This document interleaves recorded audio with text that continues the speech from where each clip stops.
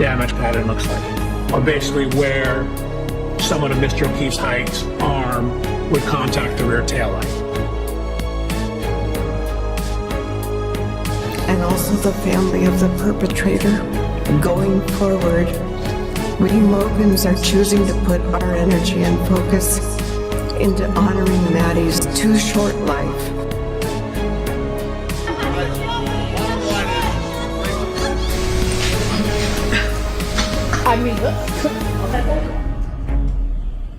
Like, you can't remember my name. I don't remember.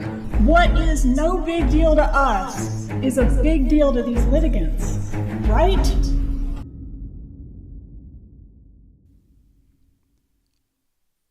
Hello everybody, welcome to the first episode of Source and Order, a new show that we're doing every single Sunday, every week. We are going live from 4 p.m. Eastern time. So make sure that you mark those calendars. Make sure that you tell your grandma, tell everyone about this show, because we are going to bring you trial updates, trial roundup for the particular week. And we are also going to be discussing the key cases of the week, as well as giving you probably probably a bit of revelry, a bit of banter on here as we round up this case. So before we continue on to what we are discussing on today's show, maybe we should go through a bit of why you're here for Source and Order and why we actually exist. So there was one inspiration for Source and Order, and it was reading a case that happened in Colombia, in the country of Colombia, where Uribe was found guilty for crimes in regards to his particular election. And this really sparked and given me an idea, because not only does a lot of people not know about it, because the way that the journalist was framing it at the time was that when he was found guilty for those crimes, all of the crimes that he had committed allegedly, and one of those want to put it out there, allegedly committed in the lead up to getting his presidency, are now going to be flowing over as if a ketchup bowl has been opened, where judicial accountability could be met. So I took on this inspiration, and I'm like, yeah, because not only do, in my opinion, the public discourse in regards to trials is in the gutter, in my opinion. And the reason why I say that is because we have the doctrine of innocent until proven guilty. We have that doctrine in the court system implemented. We don't have it with the media. We don't have it when we discuss cases.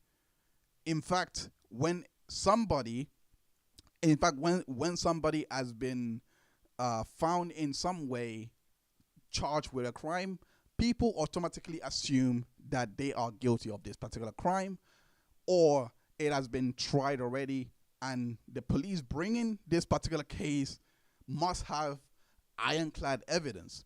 Well, if you have been watching trials over the time with us, you would know that this is far from the case. There are so many cases in which someone is charged and you think, okay, there might be something to this. There might be that the police have enough, and then we get to trial, and then we see a lot of errors in regards to how this particular case has been investigated. For example, we get to learn that maybe the evidence was not as strong as it is. Sometimes we even get to learn that maybe the jury arrives at the particular decision that they did, whether he be guilty or not guilty, and we get to inform ourselves of that particular verdict. We get to make informed takes based on watching it. But most people do not have this entry point. They do not. Not everyone is going to sit down every day and watch trials. Not everyone is going to go in and understand what's going on.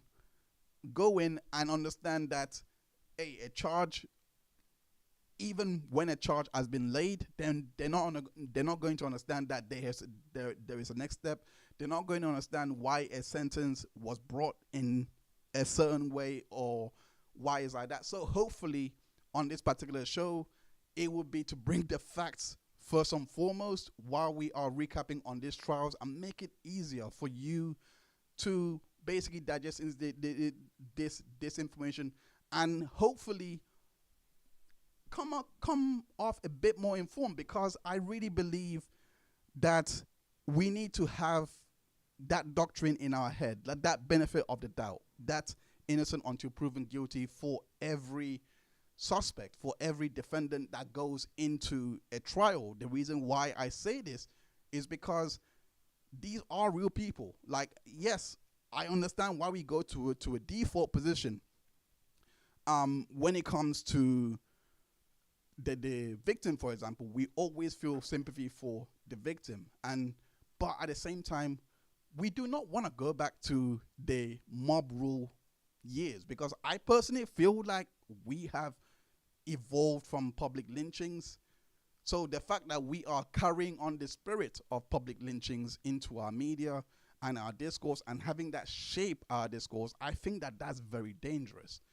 And I think that as a society, we need to have a way in which people not only the discourse around them is fair, but also go into looking at these cases with a different lens of, what if this person is not doing it? What if our government is not handling these investigations the right way? It doesn't mean that the person did or didn't do it, but you have to put the onus on the government. You have to put the onus on the police to basically say, do your jobs properly so that we can put away the right person, so that an innocent person does not go to jail, does not go to prison, basically.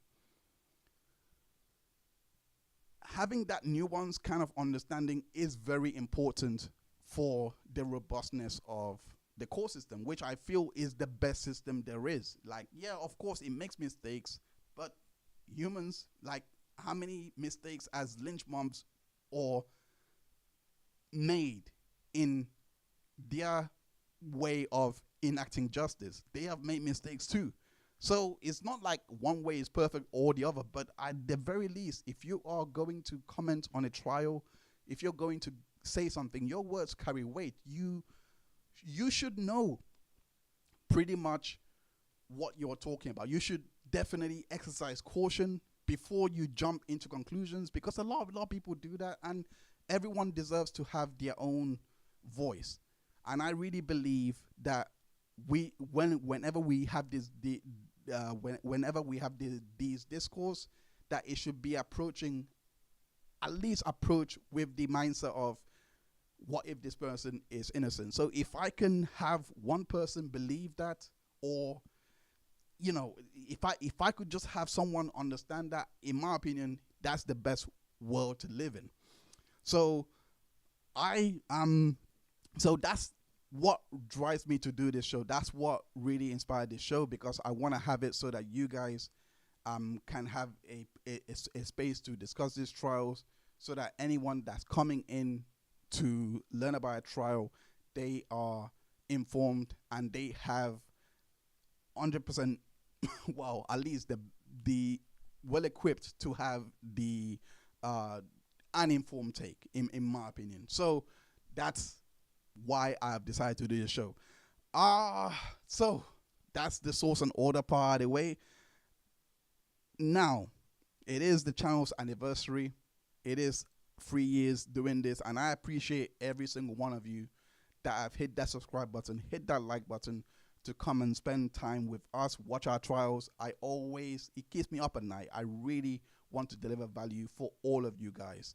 So every one of you that are subscribed and like this, honestly, it means the world. It it helps me keep on going, because I really want to make it more. I want to make trials more accessible, because I know, like I said earlier, not everyone is going to be able to sit down and watch a trial for 8 hours every day on end.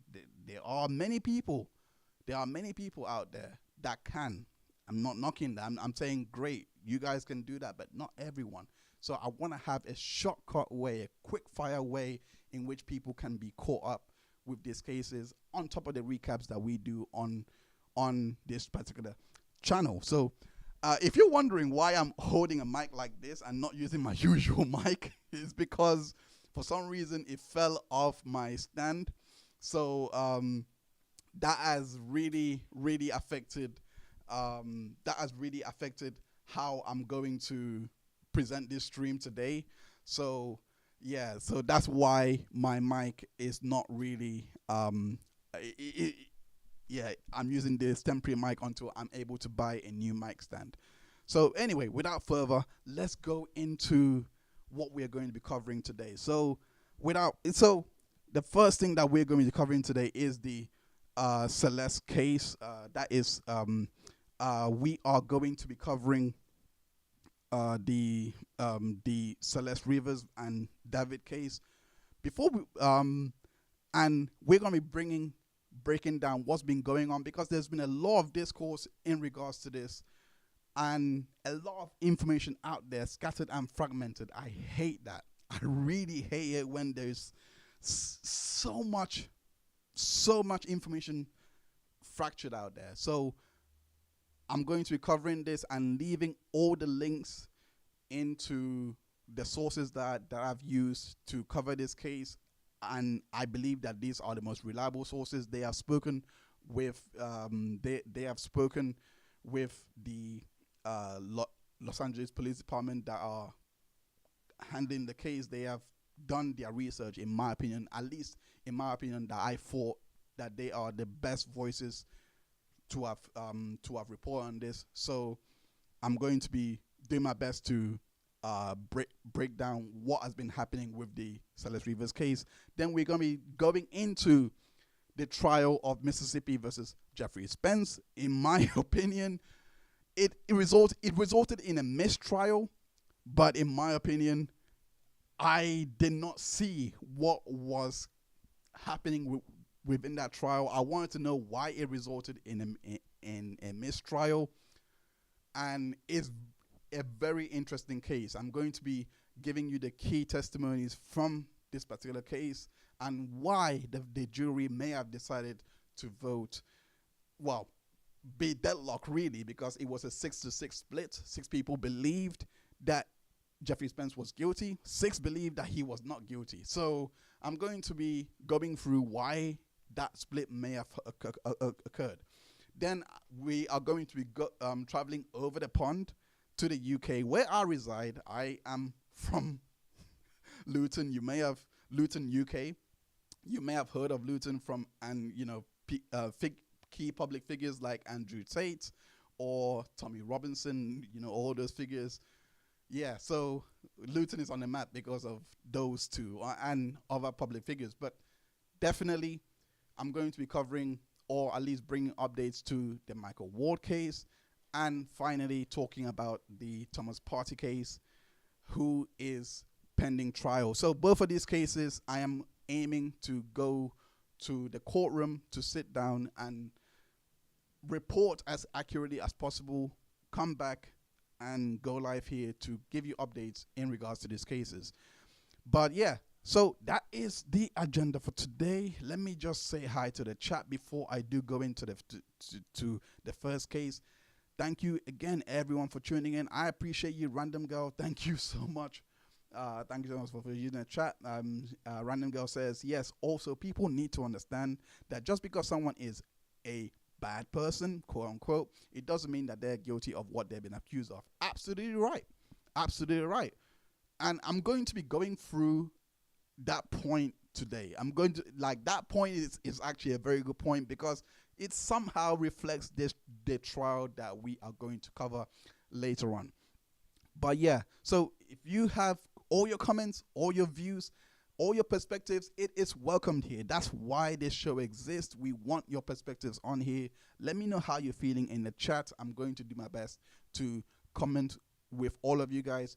We can have a civil discourse here. If you believe that the worst person is not guilty, because believe it or not, we have covered trials that they done else in trial, for example, where people believe that Donna did not actually do this. Nobody in the chat, and this is why I love you tastemakers, by the way. This is why I love you guys, because every single one of you that were in that chat, none of you guys were like, oh, you are XYZ for believing that particular way. You guys are the best chat anyway. That's what I'm trying to say. That very open-minded, very you guys have that doctrine, basically, that doctrine of innocent until proven guilty in your mind.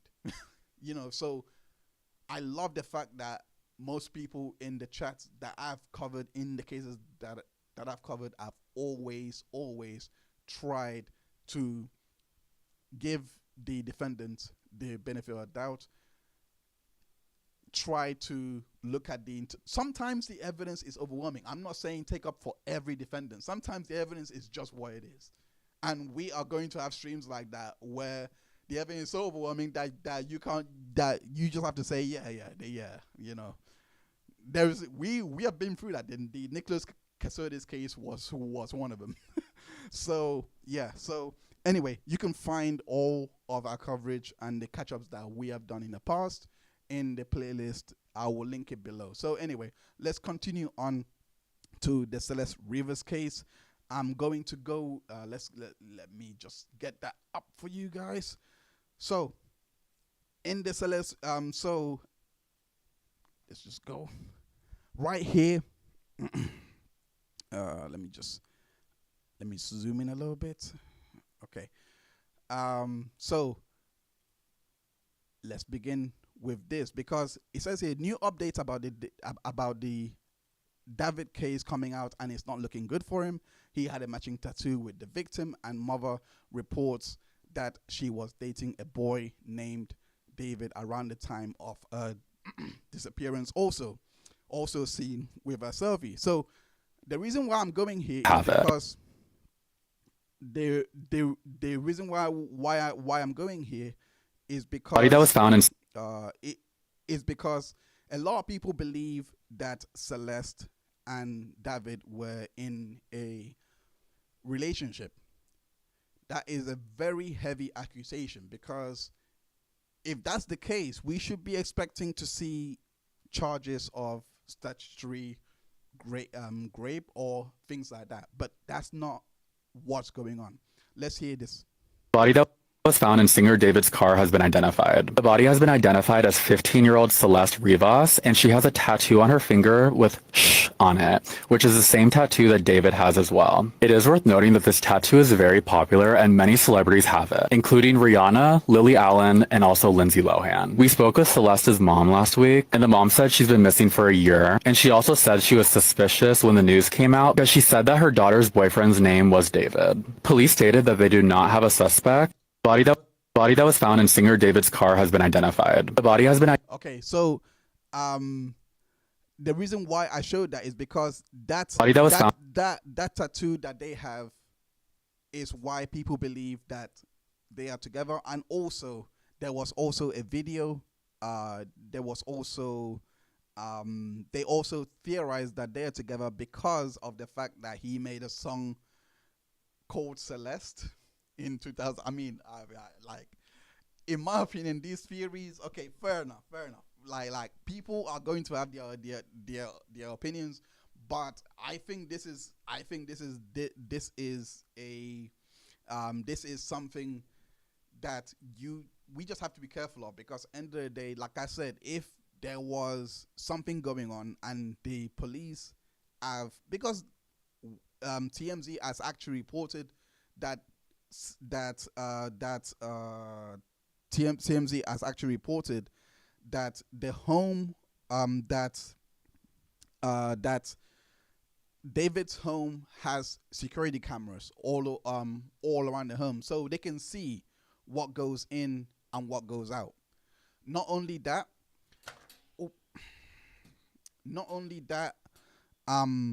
they also can. Not only can they see what goes in and what goes out of the house, they have the warrant to search his computer. So they have seized his phone. Let me try and get that up for you guys. Let me try and get it up for you guys. So it's here. Cub's eye runaway past. Cub's eye runaway past troubled home life. Oh. So here is it says.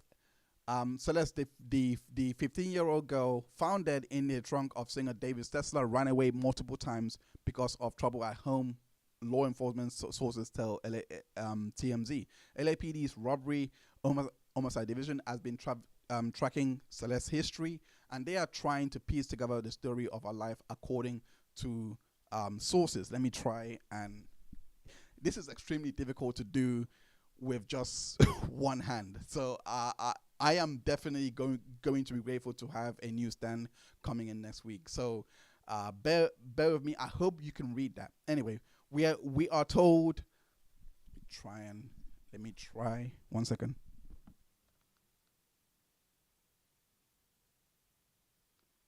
Okay. So it says here we are told that the Lake Elsinore family contacted Riverside County law enforcement at least twice to report Celeste missing. Our sources say homicide detectives believe the loss of evidence Celeste comes from a troubled home, and that may have triggered her desire to run away. I'm going to bring in. There was a case that I covered, which was the case of it's a Florida case. It's a 14-year-old that ran away from home. The name of the case is slipping my mind right now. But the body of the case was she was also a frequent home runaway, and she struck up a relationship with a 47-year-old man, and who goes by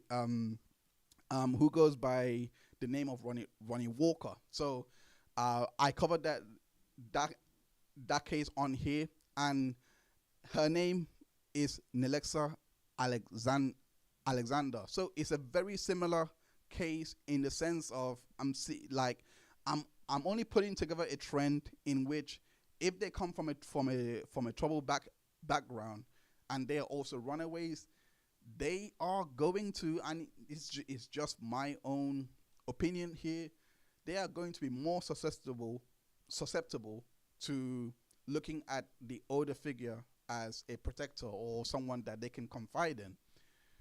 They're also young, so they're not gonna make the best decisions while they are on the run, especially when they realize that they don't have much money. So what I'm trying to put together here is, with this kind of background, it does make her susceptible to being groomed or have those things happen to her. The reason why I'm highlighting this, and it's very important, is if he was having this type of relationship, all we have to do is just wait. I'm sure law enforcement knows how to carry out these investigations. All we have to do is just wait, because end of the day, it's going to be reflected in the charges once the investigations are done. There is no need to go into a frenzy and speculate in my opinion, baselessly, because you cannot you cannot just look at the fact that he released a song, and I think that this is basically ridiculous. The fact that people are looking at the fact that he released a song as, okay, they were having a relationship. So because he has a song called Celeste, some people have songs called Gloria. If you listen to the Kendrick Lamar album, What if a girl called Gloria that knows Kendrick Lamar goes missing, for example? Are we gonna assume that Kendrick Lamar was beating her up or something like that? It's what I'm trying to say is, yes, it looks enticing on the front, on the face. It looks enticing, but we cannot jump to the conclusion that yeah, he definitely did this, or they were definitely in a relationship because he made a song about her and he was writing certain lyrics a certain way. Our sources say Celeste was able to navigate on her own was by having multiple fake IDs in an attempt to present much older than she was. Before police were able to identify Celeste's body, TMZ got a tip that she was found dead in David's Tesla. We contacted her mom, who told us about the red tattoo Celeste had on her right index finger, the tattoo that was mentioned in the video. And the reason why I brought this up is because just because someone has matching tattoos, etc., does not necessarily mean that they are together. And I like the fact that he brought that out because it's a very popular tattoo. Does not necessarily mean that there's a relationship going on. Could there be a relationship going on? Could be. I'm just saying it's just best to wait for the facts, at least for the charges to materialize. Because what's going to happen if you have all these views is that when it's not charged, you are going to believe it's going to happen. I've seen it so many times. When it's not charged, you are automatically going to believe that, oh, the cops are corrupt. In fact, let me actually go to a tweet that actually said that actually says this. Hold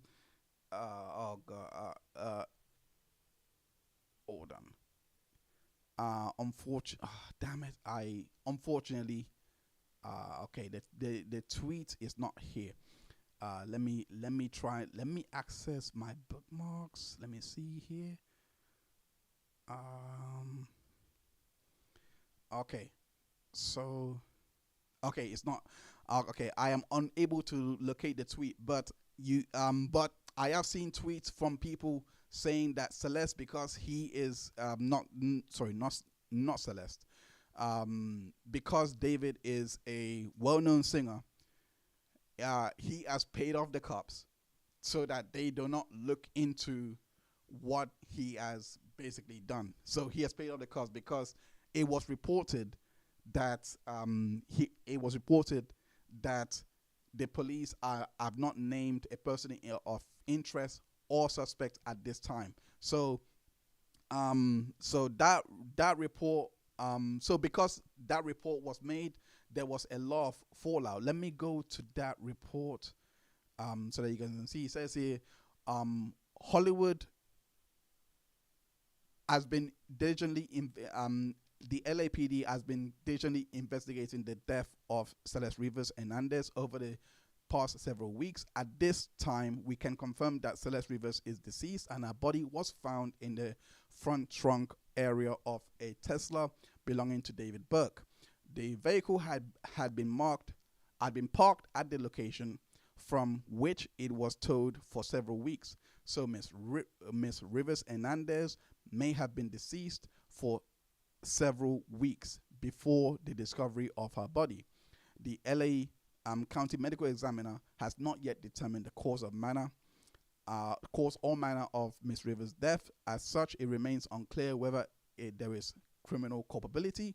Beyond the concealment of her body, RHD is thoroughly examining every aspect of this case to uncover the truth and seek justice for Celeste Rivas Hernandez and her family. We appreciate the public's patience and understanding as we continue this investigation. So further updates will be provided as appropriate. So the main point I went there is because of this they had basically said that they had no person of interest or suspects, and because of this there was a social media uproar to basically say that because the police are not having suspects, etc., or person of interest, that means that David is off the hook. He is still criminally liable. Once they have established the key facts, at least the cause of death, they will be able to press charges appropriately. What if this situation could happen in the sense that he might not even be charged? Like someone, you have to consider the possibility that someone could have just framed him there. Like anything could happen.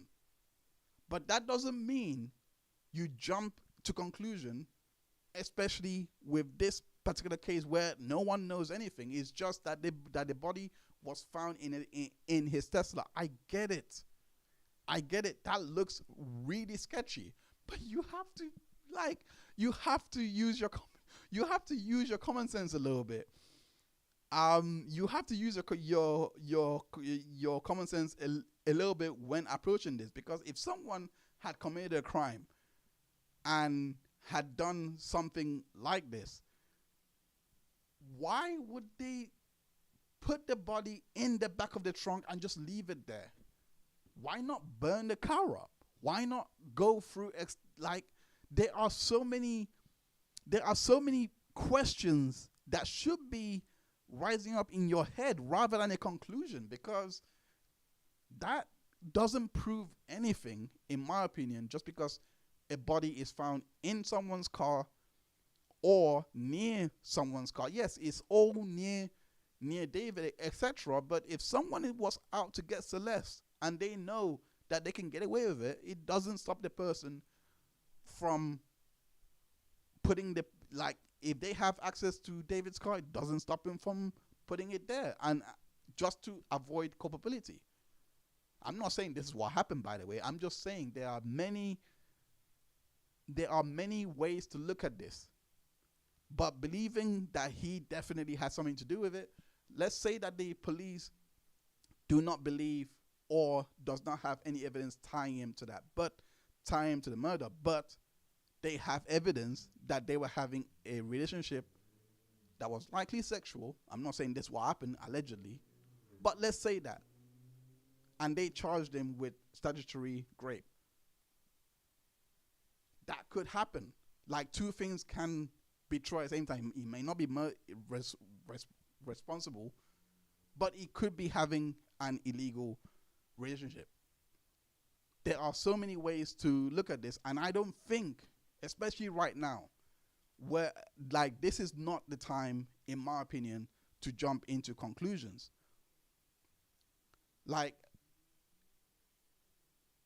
Now, let me go into this next point, because this is why a lot of people believe that he may have had a relationship with Celeste. Wait. Oh, look it. Answer that one. That's so mean if you don't answer Which that. one? What's good to have a big fan mix by me? Oh, thank you, Mitochondria. Appreciate you. I gotta stop with him if you even. We need to delete this. Maz, can we delete all VODs? And then as soon as the stream ends, delete the stream too? Yo! Okay, so because they were in a stream together, so Celeste is trying to cover herself. We know the background. She has run away from home. I don't know exact date that this stream. Oh, what? I don't know if the exact dates that this stream was. But apparently, oh, my bad. So it is here. It was from January 11th, 2024. So Celeste goes missing on February 17, 2024. This is from what I've seen, this is the only clip. This, again, does not prove that they were together. I'm not saying that they were not or they were. I want to make that clear. But at the same time, I just believe we should exercise caution when approaching a sensitive case like this, because I don't think it does the victim any service or any good by just putting out there things that may not be true. That's what I personally believe. So, Lauren Collins says, Celeste seemed to have her hood covering her face when she was pictured with David, like she didn't want to get caught with him. So sad. He definitely was aware of her age, right? Does anyone have reason to believe he wasn't aware? So,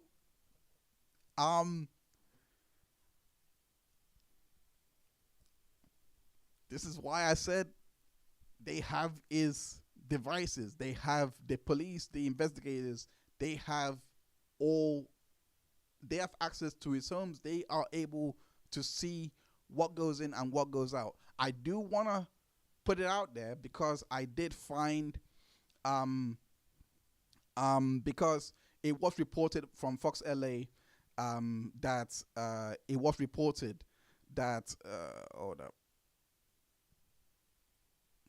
It was reported on Fox LA that authorities are reportedly not seeking a person of interest or suspect at this point of the investigation of the death of Celeste Rivas. We already know of the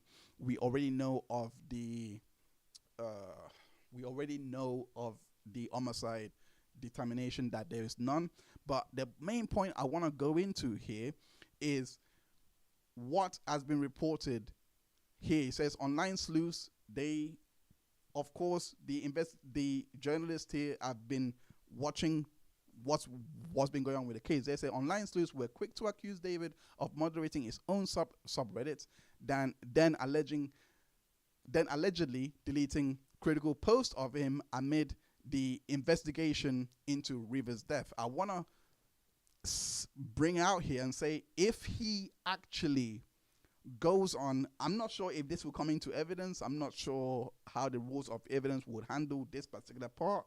Maybe if it's relevant, they might want to look at, do self-rights, whatever. But the main point I want to do is, if he is deleting his critical post, the investigators are likely going to be able to figure out whether he is also removing or whether he has access to remove certain video evidence from his residence. I doubt that will be the case. To be honest, I don't know. Maybe he does. Maybe he doesn't have access to that. Maybe a different team handles that. But they will be able to know whether he is manipulating footage, etc. Because David was listed as a sole murderer account, users accused him of trying to control the narrative in favor of portraying him in a positive light. Hours later, the subreddit was locked.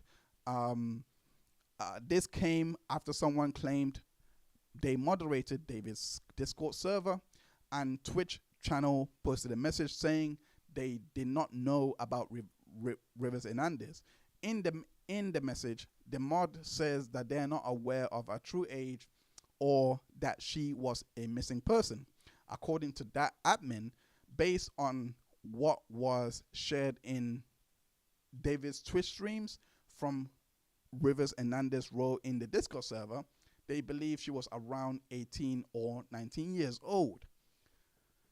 So, we, at least based on the report so far, that there was a likelihood that Rivers Hernandez was in a Discord server and she was moderating or at least having that role, and they all thought that she was of age. This is interesting. Again, like I said, it's all speculation. But I don't think, even with reports like this putting out there, I don't think that people should rush to the conclusion that they were actually in a relationship, because it's not substantiated, in my opinion. That's not what's happening here. I think the best course of action is to actually wait for the investigation to bear out, because in my opinion, if they were having that, it will definitely, like I said earlier, it would definitely be reflected in the charges. So as David had cancelled his tours when all of this had occurred. He was apparently going about his normal business when the Twitch stream, when Celeste was missing, they were doing all that. Like I said, I just don't think it's wise to jump into conclusion. I want to go into the comment section quickly. It says, man writing love songs to 13-year-olds put him under a jail. We don't know. This is the narrative already. We don't know if he is even with Celeste. I personally think that we should be holding a lot of caution. This guy is guilty. Arrest him urgently. This is all. You don't know if that person is a real person or a bot. I have no idea. What I'm trying to say is that we cannot make conclusions until everything has been scrutinized, tested, and the accuracy could be measured. Anyway, so that is the Celeste case, in my opinion. Sorry, not in my opinion. That is the Celeste case done. I just want to say, just because I hold this view of innocent until proven guilty, because end of the day, he has not even been charged. It's still being investigated. I think we need to exercise caution in regards to how we approach this particular case. It's really important, really, really important to our, especially for our understanding of the legal system and how matters like this should be approached, in my opinion. Anyway, so the next case that we are going to go into is the trial MS versus MS Mississippi versus Jeffrey Spence trial. And this trial, it was it only took 4 days to adjudicate, and it reached, like I said earlier, there were 6 not guilty votes and there were 6 guilty votes. The judge has sent them back to deliberate, the jury back to deliberate, and they still came back 6-6 deadlock after a few more hours of deliberation. The first deliberation took 4 hours. I think the next deliberation took just 2 or 3 hours. But after that, it resulted in a mistrial. This case, in my opinion, was convoluted from the start. There was no doubt about that. The reason why I say it was convoluted from the start is because you had the opening statements. Before you had the opening statements, you had the opening statements where the defense were alleging that Jeffrey Spence was not even in the country. Sorry, in the state where, not country, state, in the state where the murder occurred. You also, not just convoluted from the start, you also have the credibility of the witnesses, Carolyn and Caitlyn, who were daughters of Jeffrey Spence, who were testifying against him. I believe this went 2 ways in order to shape this verdict, in order for this case resulting in a mistrial the way it did. And then there was also, in my, and this part is my own personal opinion, I don't think there was enough evidence to have locked this man away. And I think that that's maybe why so many people were leaning not guilty. So before we can argue the key points around this mistrial and why it led to a mistrial, we have to establish the theory of the case from both sides. So the opening statements, the prosecution theorized that the jury, they theorized to the jury that Jeffrey was motivated by money and greed. And they went through the whole trial showing how he was motivated by money and greed. They went through, especially with Caitlyn and especially with Carolyn, these 2 witnesses were key to showing that. But at the same time, they also showed it through the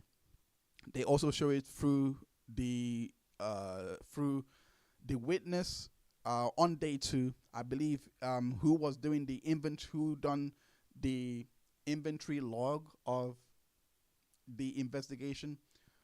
He went by the name of Brad Johnson. He was a patrol officer that was canvassing the scene, etc. He done the inventory log on that day, and he I believe he done it on the 2nd of December 2022, and the items that he collected, I'm just gonna give a quick. I'm not gonna go through all the items. I am going to make a report of this particular case so that you guys can go read it up and catch up easily. But anyway, they found $273K $621 belonging to Kirby, and this was in a safe deposit box. This really helped with that theory of the case, that he was motivated by greed, because he knew that Kirby Carpenter, who is the victim of this case, the husband of Caitlyn.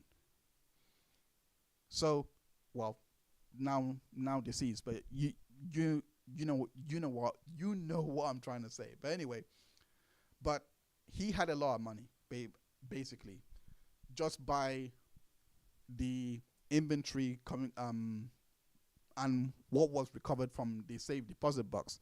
The fact that he also owned businesses, we heard testimony around that on day 1 from Bart Adams, who was his estate manager. We heard that of the financial problems that Kirby had and all of those things. So they were basically doing a good job in showing that there was a likely motive for him to want Kirby killed, because end of the day he wanted money from Kirby, especially from the life insurance that could have been had.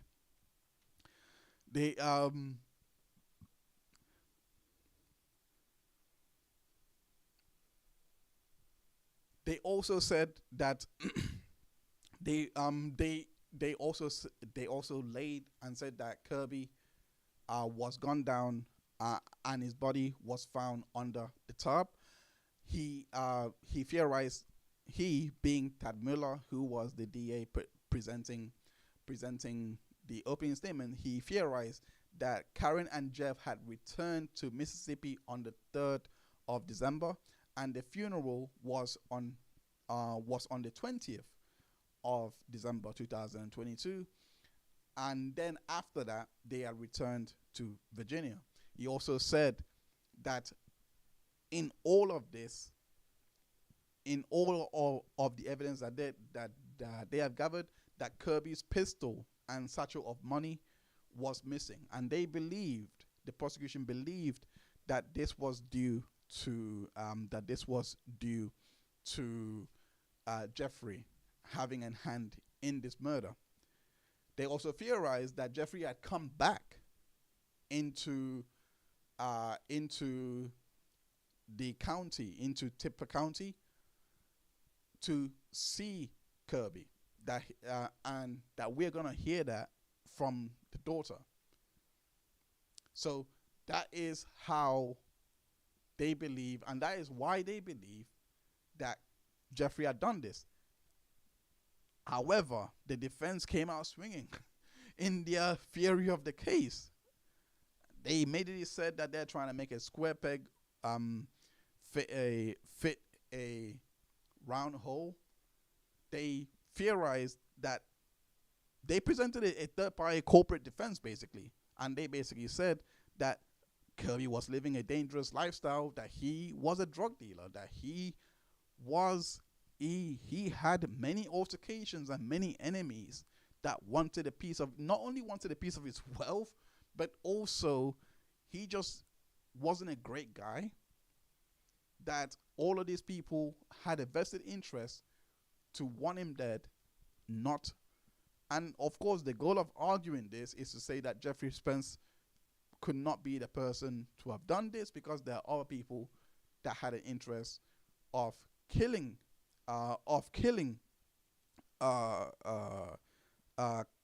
Kirby Carpenter. But the most important part that I thought was really changing, at least could have set the tone in the jury's head that, yo, this doesn't sound right, is the moment in which David Hill, who was Kirby's defense attorney, when he theorized that David Barnes, he is also part of the third-party corporate defense, that David Barnes was covering his tracks because he was a career criminal and he was stealing money from churches, all of those things. He was being arrested by the police, and he made up this story so that he could cover his own behind, so that he could cover himself, that he's not credible or trustworthy, and that even Caitlyn, their star witness, their main witness, their eyewitness, came out and said to the police that David Barnes is a liar. Let's go in and listen to that testimony. David Barnes gets talked to again by Chris McAllister, typical law enforcement.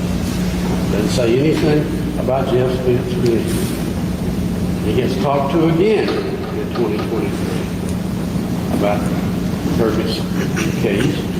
Again, doesn't say anything incriminating to anybody. Now, November 3rd of 2023, David gets arrested for 4 more break-ins. 4 more break-ins.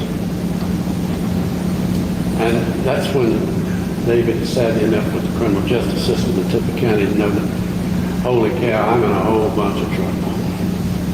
So David makes up a story about something that he heard at Kirby's funeral, that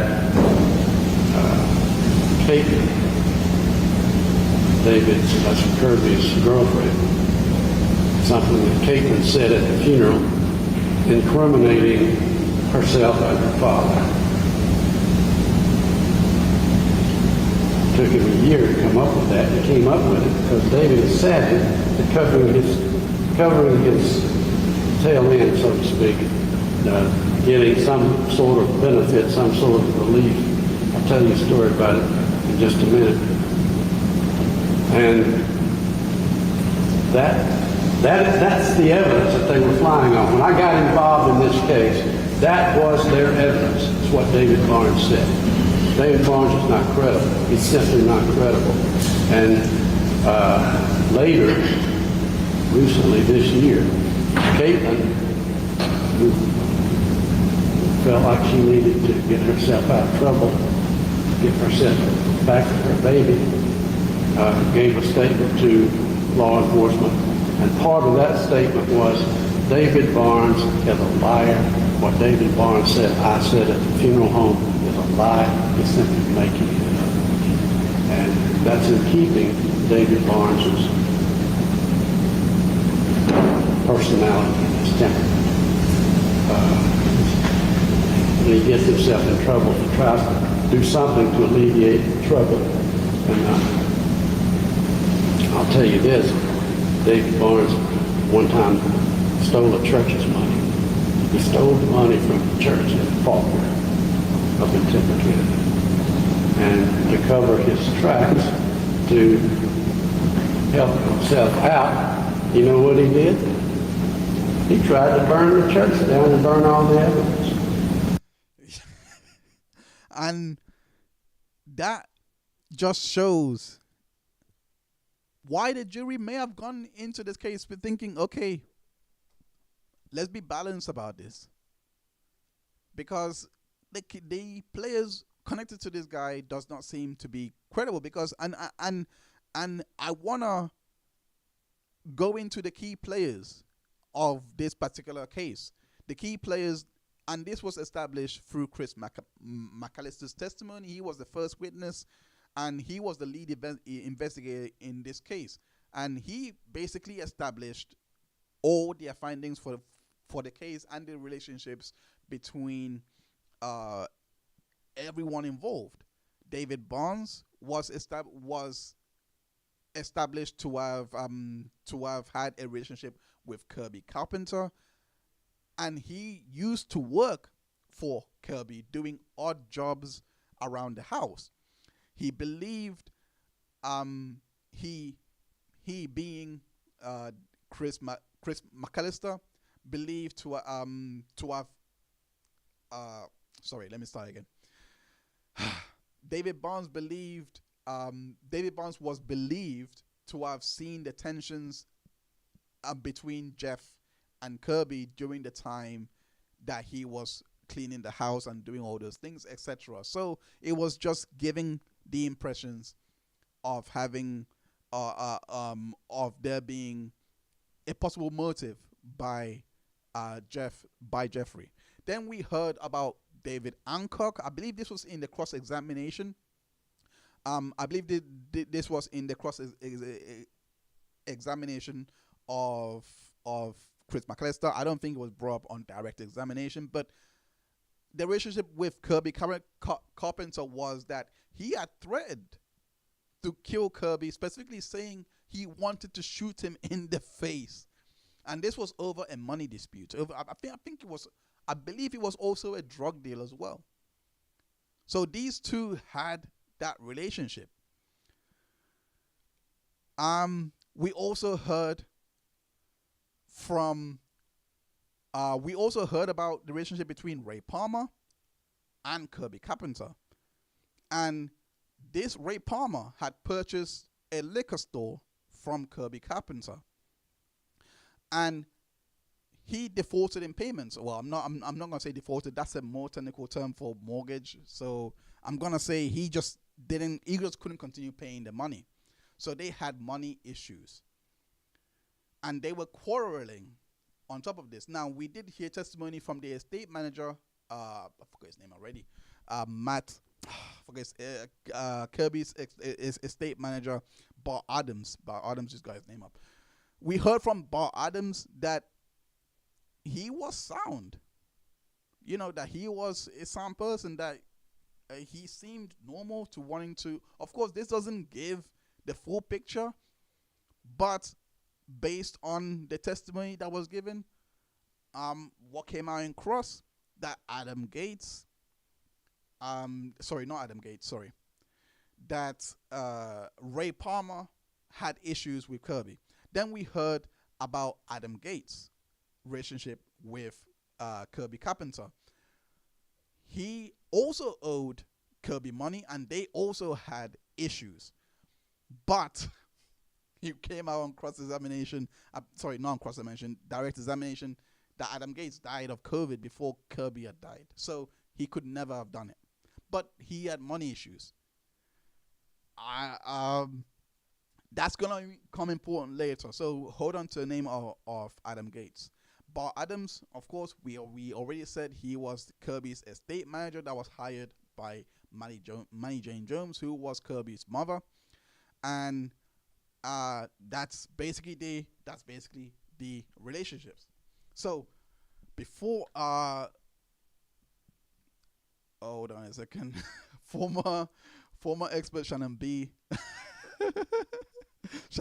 Alana says, will Jim McIntyre show up in his trial? Has he been found yet? Jim McIntyre, unfortunately, to be honest, he didn't show up on his trial. He did not show up on his trial. Trial Channel, welcome. Thank you so much for joining. She says, you should. I think that you should cover this trial. I personally think that it has the makings. It is very explosive. I'm gonna show you why this trial is underrated in so many ways. I don't know why it didn't get that much traction. It might have traction as people start to maybe wanna watch it on replay or whatever, but it really is underrated. You should definitely take a look at it. But so let me just go into this. So let's just go through the relationships. So again, Kirby. I'm not good at drawing people. So that's Kirby, married to Caitlyn, who is going to testify later on. I'm not good at drawing girls. So that's Caitlyn, his wife. Then we have Ray Palmer, who he owes money to. Bought liquor store. So I'm gonna draw a store. I don't know how you draw stores. Store. And he was not paying. He was not paying after a while. Then we have David Hancock.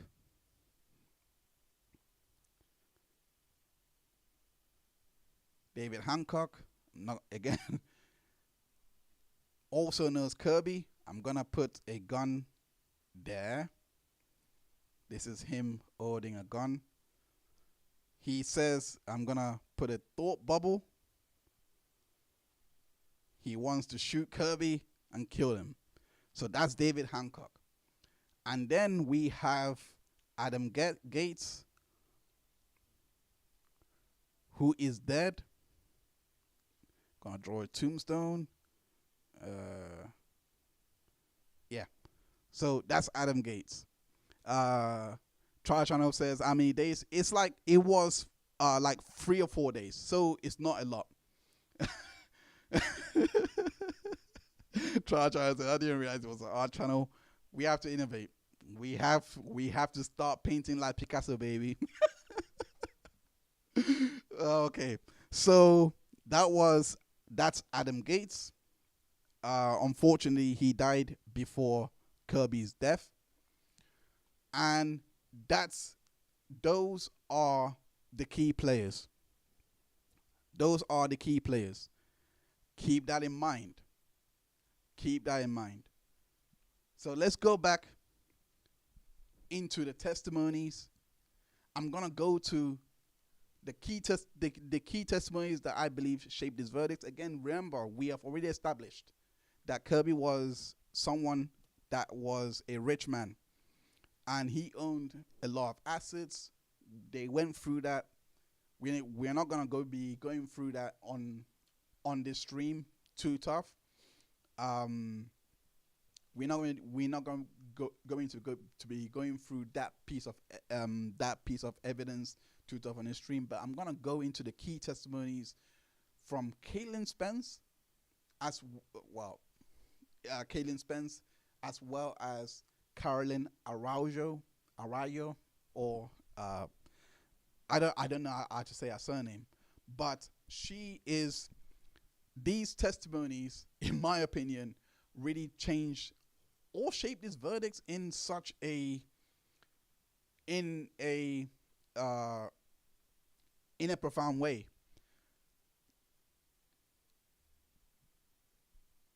Most important part of the testimony brought out by Caitlyn Spence is that she found Kirby's body on the 2nd of December 2022. She was the one that made the call to the police. That if you watch the trial, you would hear it on the testimony of Chris McAllister. She made that call, and the police went out and done their investigation from there on.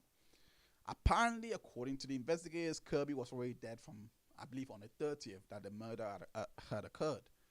So that's 2 days that has gone by for Caitlyn Spence to find the body.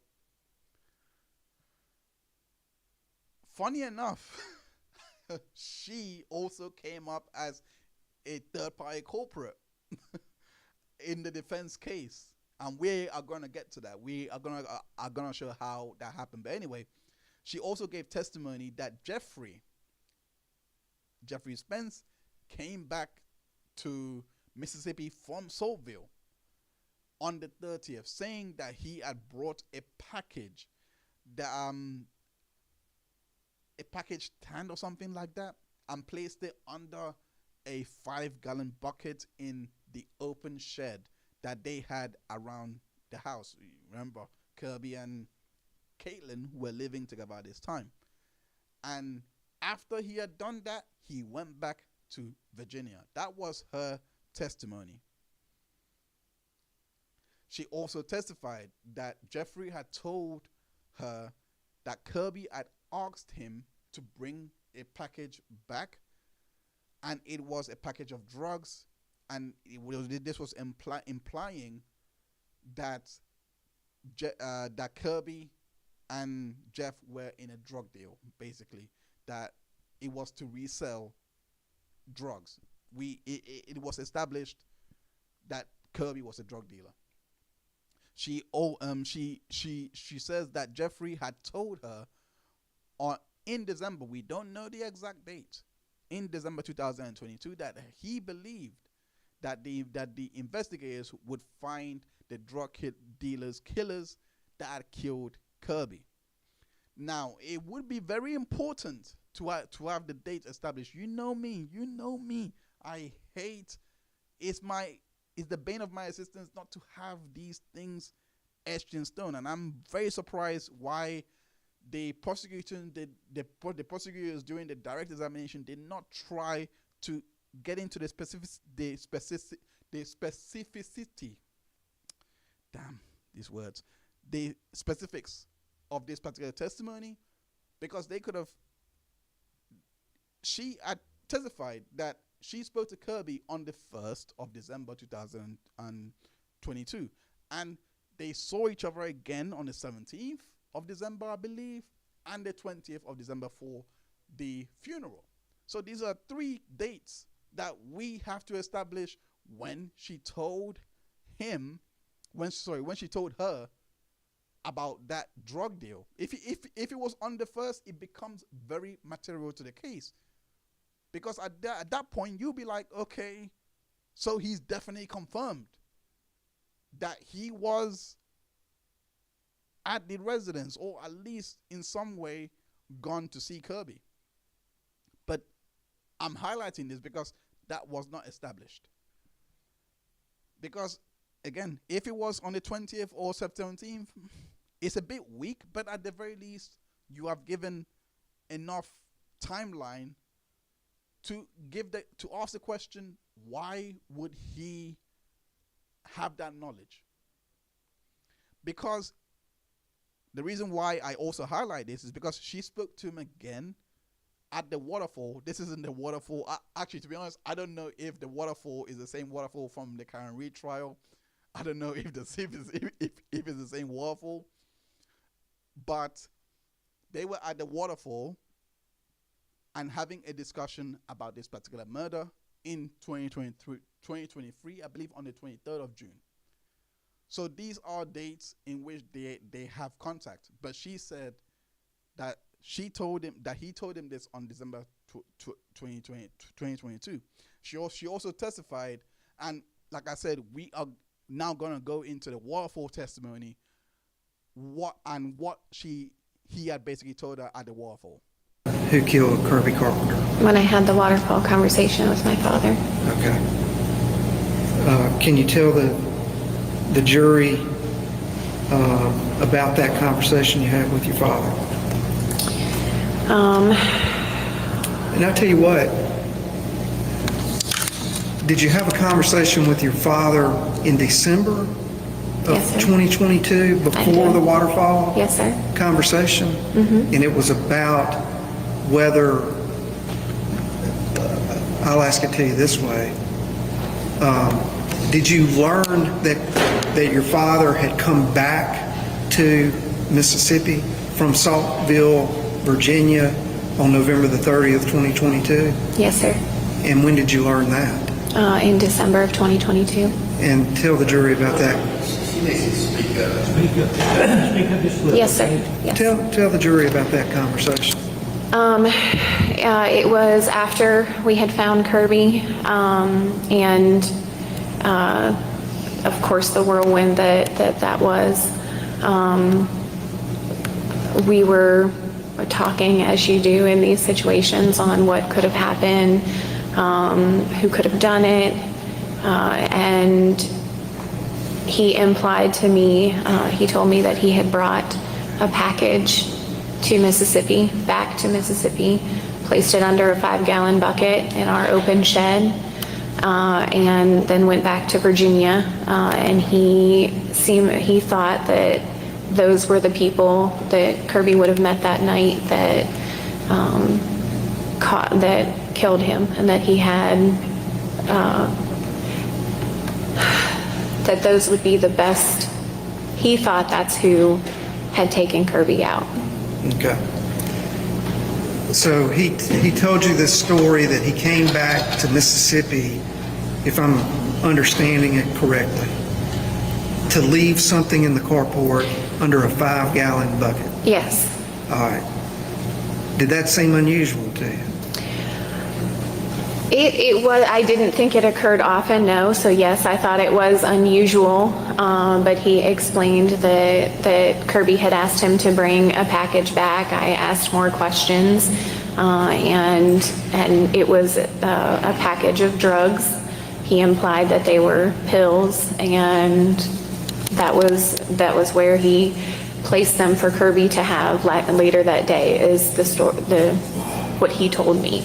Based on what he told you, did you believe that your father had come back to your home on November 30th, 2022? Yes. All right. So that's important. All of this is going back. She found this out at the waffle, not in December. So she found this out at the waffle. That's what's been established. So now, again, like I said, this could be a confusion point, because at the same time, you're like, okay, so what did he tell you before in December? What was he telling you at the time? Because now we have two stories. Based on what I have observed through this trial, now we have two stories. Unless I am misunderstanding where she's coming from, maybe it's a repeat of what was discussed in December at the waterfall when they met up again for a second time. Maybe it's a repeat of that. But she went on to testify that she took this as a confession. Did he say anything about his duty as a father or anything of that nature? He said that that's what a good father or good parent does. But that was when, at the start of our conversation, when he was telling me that my focus needed to be Enola, that Enola was the priority, and that I didn't need to focus on anything other than Enola. Okay. Did you take this conversation? How did you take this conversation with respect to Kirby's death? That he was confessing to me that he had killed Kirby. Okay. Well, that's her opinion. Now, let's get to cross-examination, because this is when... So, she believes that it was a confession. We have the facts established so far based on what we have shared, and that returning back is why the police believe, or why the investigators of this case believe, that the murder happened on the 30th of November. She found the body on the 2nd of December. So I'm assuming that she was not home all this time, and she didn't. I'm gonna give her the benefit of the doubt. She did not know. She probably thought Kirby was out on business, etc. That has to be established. Now on cross-examination, on cross-examination, the defense brought in David Barnes. Remember when we mentioned, remember the chart? David Barnes.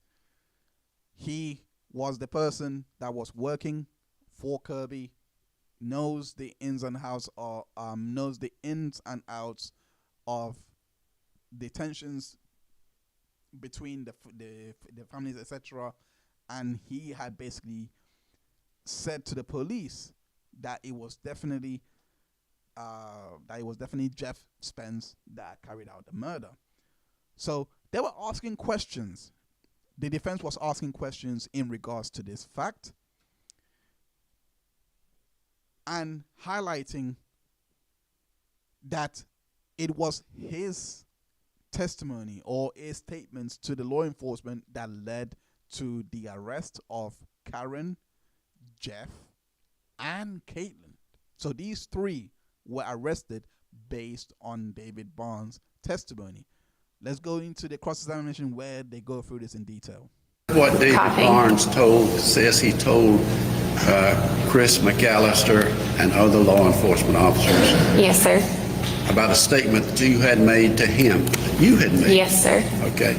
You didn't make that statement. I did not, sir. So the statements that the law enforcement initially got, which resulted in your arrest, your mom's arrest, your dad's arrest, were based on lies. Correct. You didn't say what David Barnes said you said, nor did your father say what David Barnes said he said. No, sir.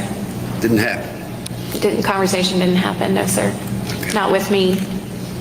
Well, I mean, he was attributing it to you. Correct. That your dad had killed Kirby, and that your dad said, keep your mouth shut or you're next, right? Correct. That's what David Barnes claimed. But tell him, never happened. I never had a conversation with David Barnes. And you certainly never said anything like that. I never had the conversation with him. That conversation did not take place. Not with me, no, sir. Thank you. Okay. This is very, very important because this is the exact same statement that she said that the father, Jeff Spence, had said to her at the waterfall. This is the conversation that Jeff had said that to something to the same effect of what David Barnes had said to law enforcement. So already you are getting the idea that there is a high likelihood that she is going off David Barnes' testimony for some reason, statements for some reason, to absolve herself from culpability. I just want to say hi to Zach. Welcome to the stream. I appreciate you. Hey Zach, welcome to the stream. Good to have you here. Thank you so much for tuning in. So that's very important to establish, because it goes again, it doesn't go to the third party culprit per se. I don't believe that the defense are running, like, I know I said that earlier, but I believe that it's just shuts her credibility down a lot. And we're going to go into more testimonies that really affected her credibility, because the defense went on to highlight that she was given the opportunity to get out of jail and have access to her daughter. If you go back to the Nicholas Kassoudis case, we covered that on this channel. You have to wonder a lot of things, because not just the Nicholas Kassoudis case, but the Donna Adelson trial as well, where you heard from the prison snitches in that trial and how they were receiving favors from law enforcement. I always say this. I don't trust those deals. And I believe some section of the jury might believe that. Some section of the jury might hold that belief that if you have to cut a deal to get testimonies, how credible are these testimonies that these people are making? That was in the back of my mind when I heard this particular testimony from Caitlyn, from Caitlyn Spence, when she was talking, when she was being asked about how her stories had basically, had basically changed. Let's listen to that. You did not give the state, the proffer, here's what I got to say now. Until you had a deal giving you freedom and giving you your daughter back. Correct.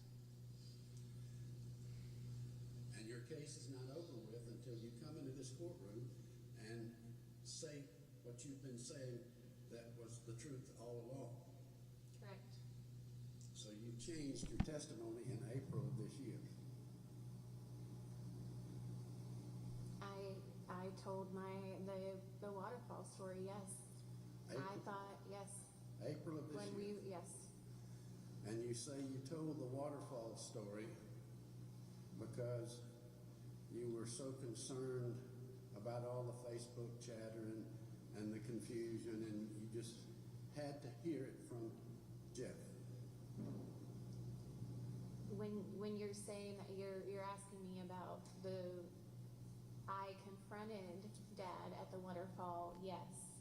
That did not happen in April. I'm sorry, say that again? When you're saying that April for my to be free to have this deal, in that last question. That's how I took it, that you were saying that was the conversation that came up in April of 2024. Again, I'm just not understanding what you're asking me. Can you please ask it again? The waterfall story you say happened sometime between April and June of 24. Not of 23. 23. April and June of 2023. Oh, okay. Well, that's even better. So the waterfall story happened in April, May or June of 23. Correct. 4 to 5 months, 4 to 5 to 6 months after this tragic event involving your boyfriend. Right? Mm-hmm. Yes, sir. So it took you from April of 23 to April of 25 to change your story. 2 years. I did not. I was, after our conversation at the waterfall, I was very intimidated by my father. I was very upset with him. I did not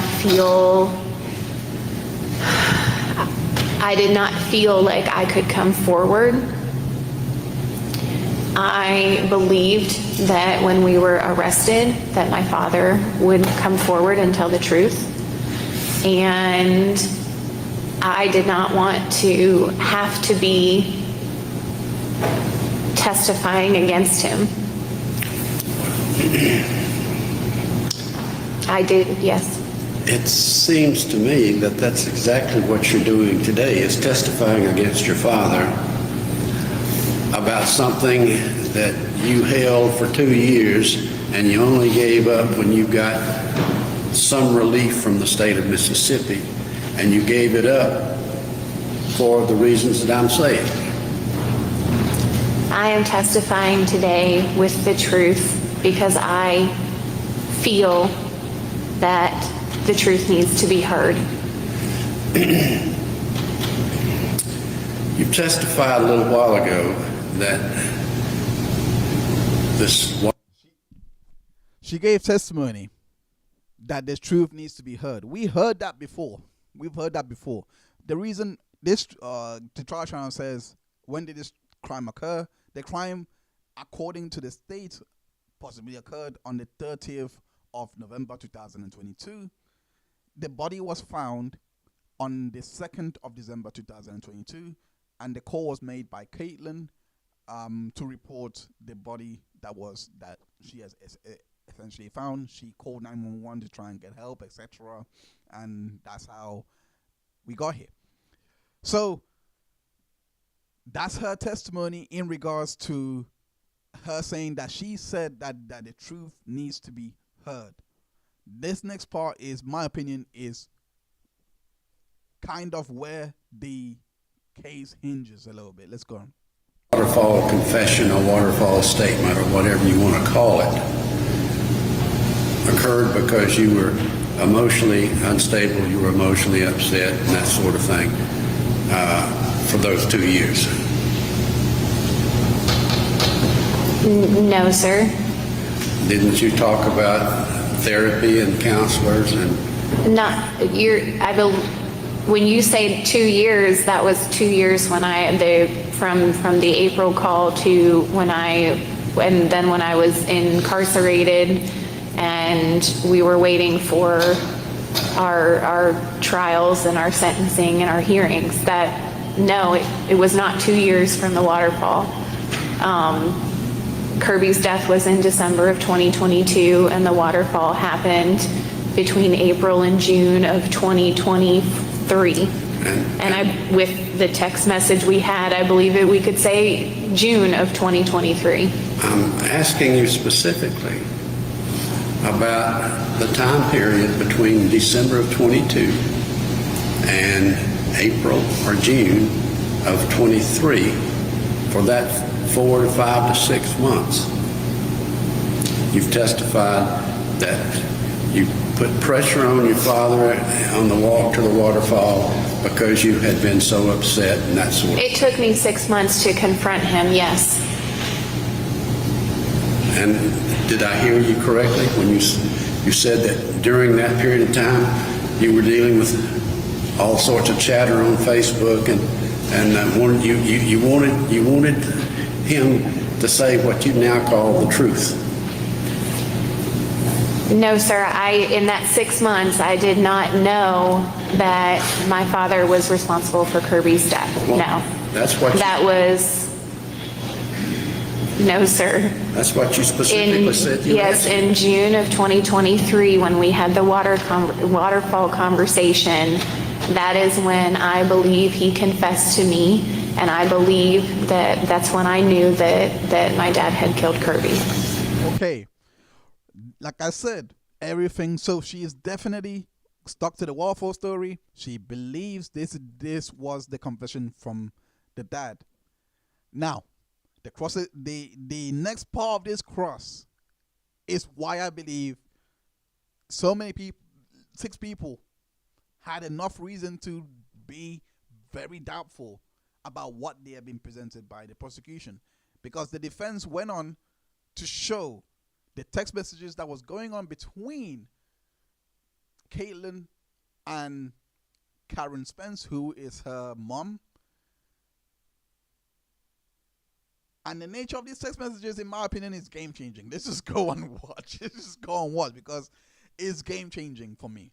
That one, yes. On November the 30th and 2022, and Dad we are eating hamburgers in a few minutes, right? That's what she said, yes. This is 8 at night. Correct? On November the 30th. Correct. Dad worked hard today. Inside and out. Mm-hmm. Implying that Dad is in Saltville, Virginia. Correct. Eating hamburgers in a few minutes. Dad is in Saltville, Virginia. Correct. Well, if he was in Saltville, Virginia, wouldn't you agree that he would have a difficult time being 800 miles away? That's correct.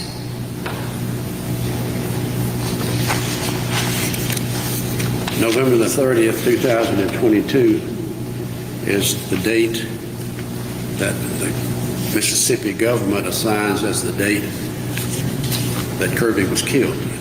Correct. He was in Virginia cooking hamburgers.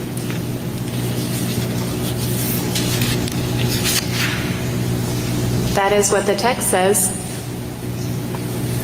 Your Honor, we would move this into evidence. So, text messages. You have to put these text messages into context. So, for me to do that, let's go back to the whiteboard. Well, not a whiteboard, you know what I mean. My playbook.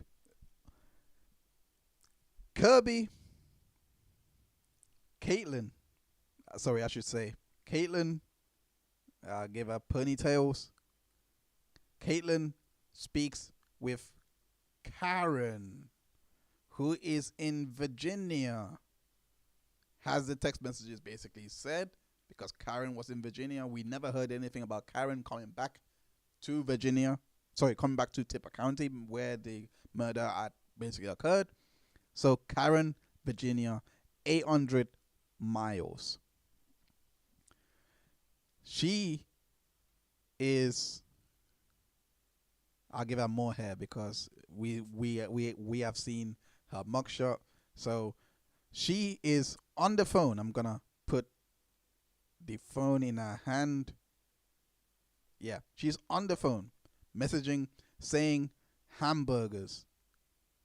Kirby had made hamburgers. And credit to the daughter, she has actually said that the dad makes great hamburgers. So Kirby made hamburgers, but not just making hamburgers.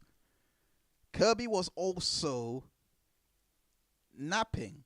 I'm gonna draw a bed because I don't imagine Kirby to be a hammock, sunbathing kind of guy. So it was November as well, so it's well into the fall at this point. It's gonna be cold outside, so I'm gonna imagine he was sleeping inside rather than lying on the hammock, swinging on the hammock. So he is on his bed,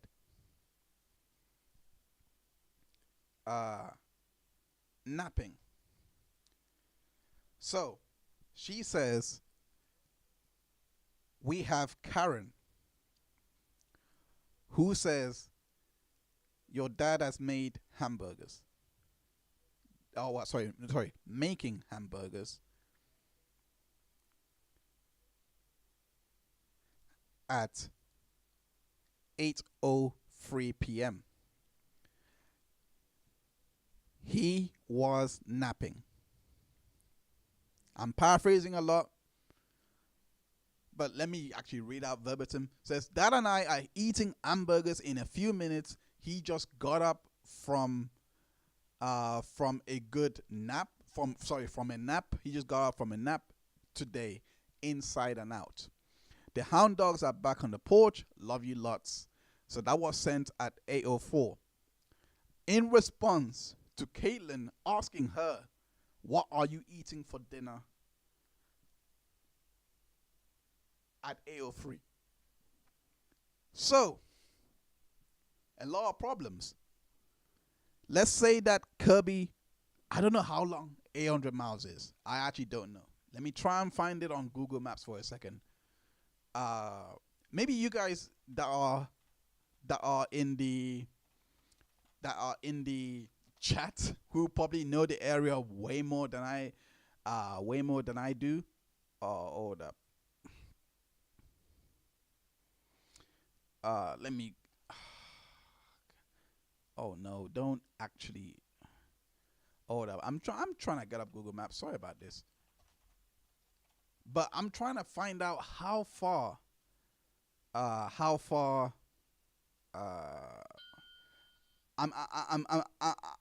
trying to find out how far Mississippi is from Virginia. What state did he say that Virginia was from? Virginia directions, and that's one here. Tippah County, Mississippi.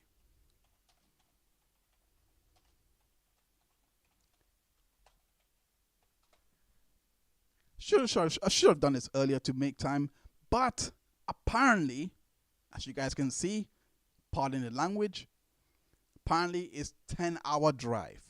So 10 hours there, 10 hours back. If he was napping, gonna give it, maybe he was tired from all the traveling. So therefore,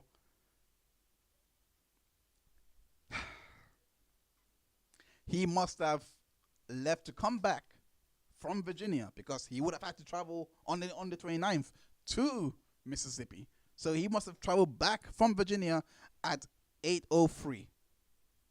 Not even 8:03, 7:03 a.m. Let's go back to the whiteboard. 7:03 a.m. That's the travel time. That must have been a travel time to at least get back. Let's say 6:03 a.m. to at least get back to Tipper County. He would have been back at maybe 5:03 or 5:30 p.m. Same day on the 30th.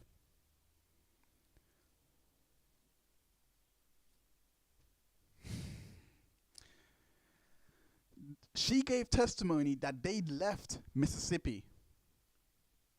Karen and Jeff had left Mississippi on the 29th of November 2022. If they left Mississippi on the 29th, I don't see a realm in which I just don't see it. I just don't see it. He will travel to Virginia. Let's say they left Mississippi on the 29th in the morning. Let's say it was 9 a.m., 9:03 a.m. They left, 10-hour drive. They will arrive at maybe 5 or 6 p.m.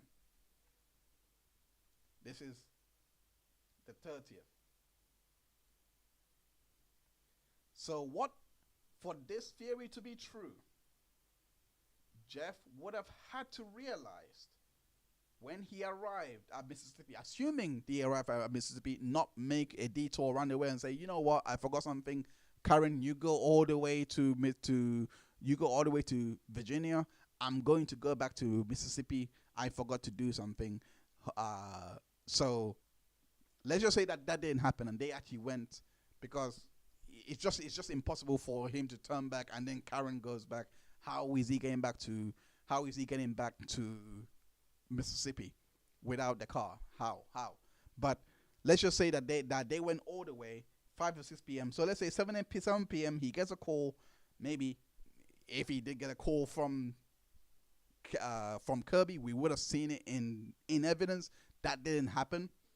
But let's just say that he realized or something, that they use Signal to message or Proton Mail to send emails to each other where they can't be encrypted or found. So because of that, he had turned around to say, you know what, I'm going to go back to Virginia. That's another 10-hour drive. He would be in Virginia. I'm going to go back to Mississippi. So from Virginia to Mississippi, same day. 10 hours. Let's say he leaves at 7 p.m. That would be 10-hour drive. My math is not great here, but I'm guessing 4 a.m. So 4 a.m. he is in Mississippi with Kirby, according to State's theory. I hope you can see that. He is in Mississippi. According to the State's theory, making this deal likely at 4 or 5 a.m. Finishes the deal and then hops back at 6:03 a.m. Let's assume he takes another 1 hour nap just to get his energy back, you know. Takes a 1 hour nap.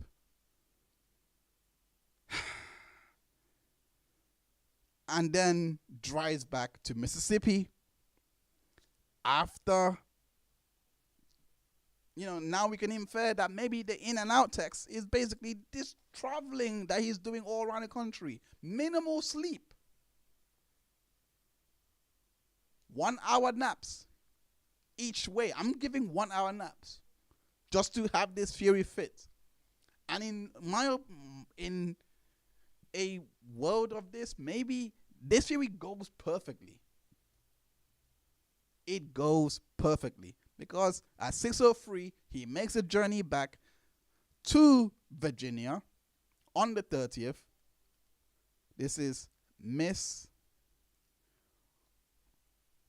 to Virginia.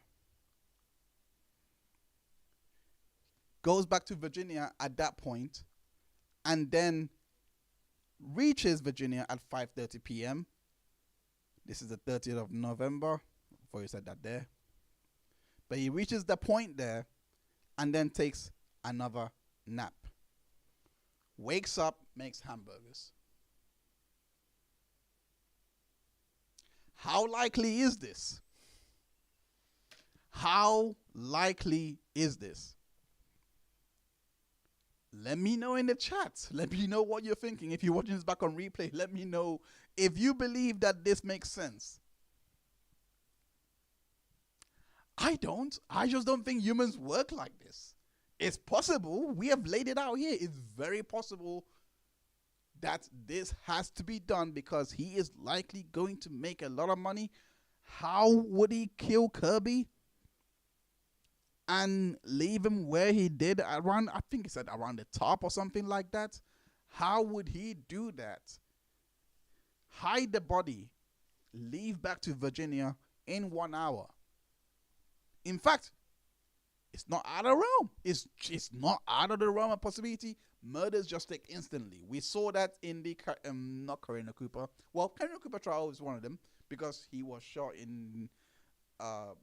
The husband was shot in the head while he was sitting in a chair. So that's a possibility. That's quick. That's in and out. We also knew from I forgot her name. Forgot her name, but we covered her case. She was a coroner. She was a coroner. The murder took, it was 5-minute window.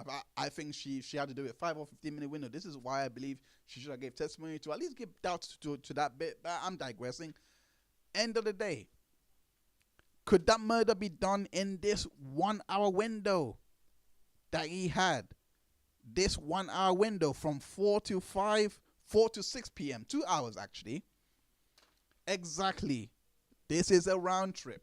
This has to be a round trip just to make it back to Mississippi, because end of the day, you have to make the burgers that Karen is saying here that he's doing, unless Karen was in on it. The reason why I say this, unless Karen was in on it to make this alibi work, you have to believe that objectively, based on objective evidence, away from human corruption, not human testimony. This is text messages on the day. You have to put the fact that he is going to be making hamburgers at 8:03 p.m. So this has to be a round trip. So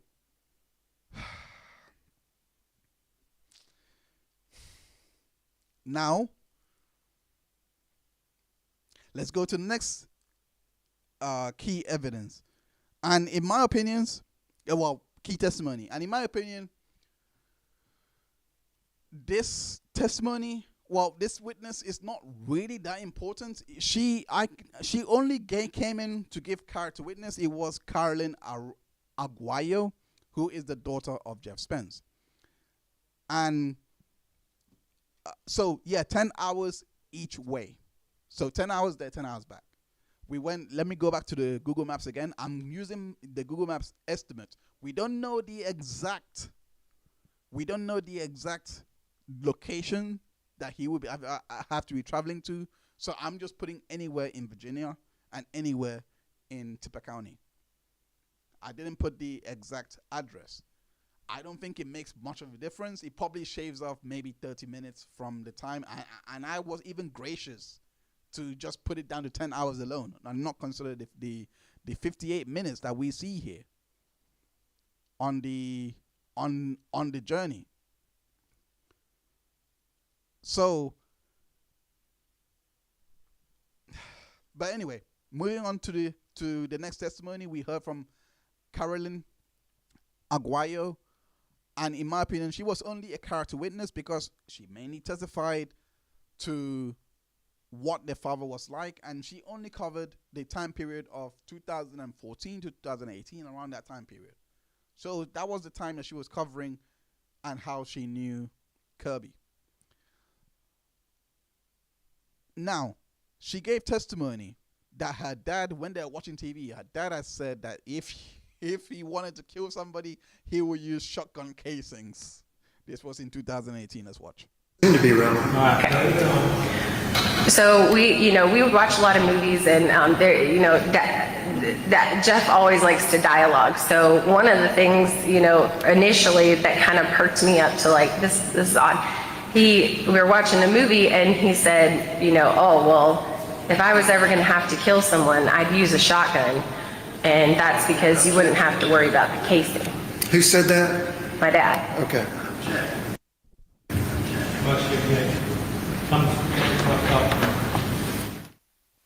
Okay. That's what she said. That's what she said. You don't have to worry about the casings. Hey, Aaron, welcome to the stream. Thank you so much for joining. I appreciate you for joining. Yeah, so she made that testimony about her dad saying that to her at a movie. We don't know the context. I don't know how much weight the jury put on this.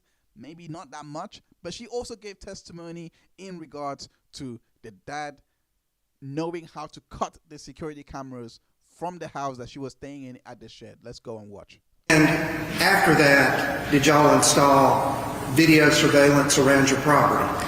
Yes, we put up cameras.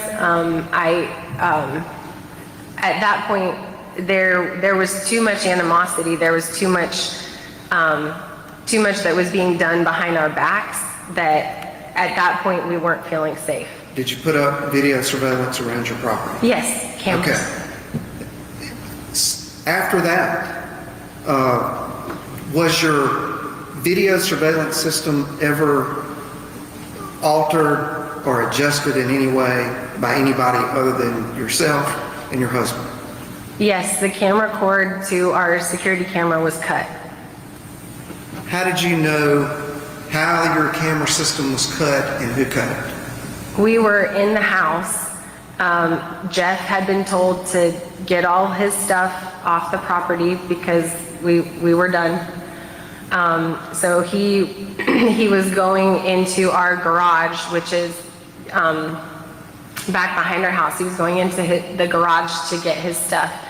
He noticed the camera, went behind our shed, cut the camera, and of course we knew he cut the camera because we're in the house, and the camera feed to one of the cameras goes out. So you saw it with your own eyes, your father cutting the camera feed? He was behind a shed.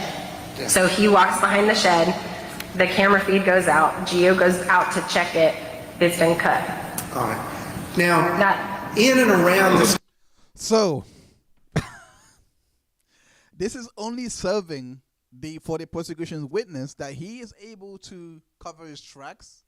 He would have been able to cover his tracks anyway, because they were not able to find any footage of this particular murder. We heard testimony from Chris McAllister, who was the lead investigator, that basically said that there was cameras around the house, that they couldn't capture any CCTV evidence. We also heard testimony as well from Caitlyn Spence, the daughter, who also said that there was cameras around the house.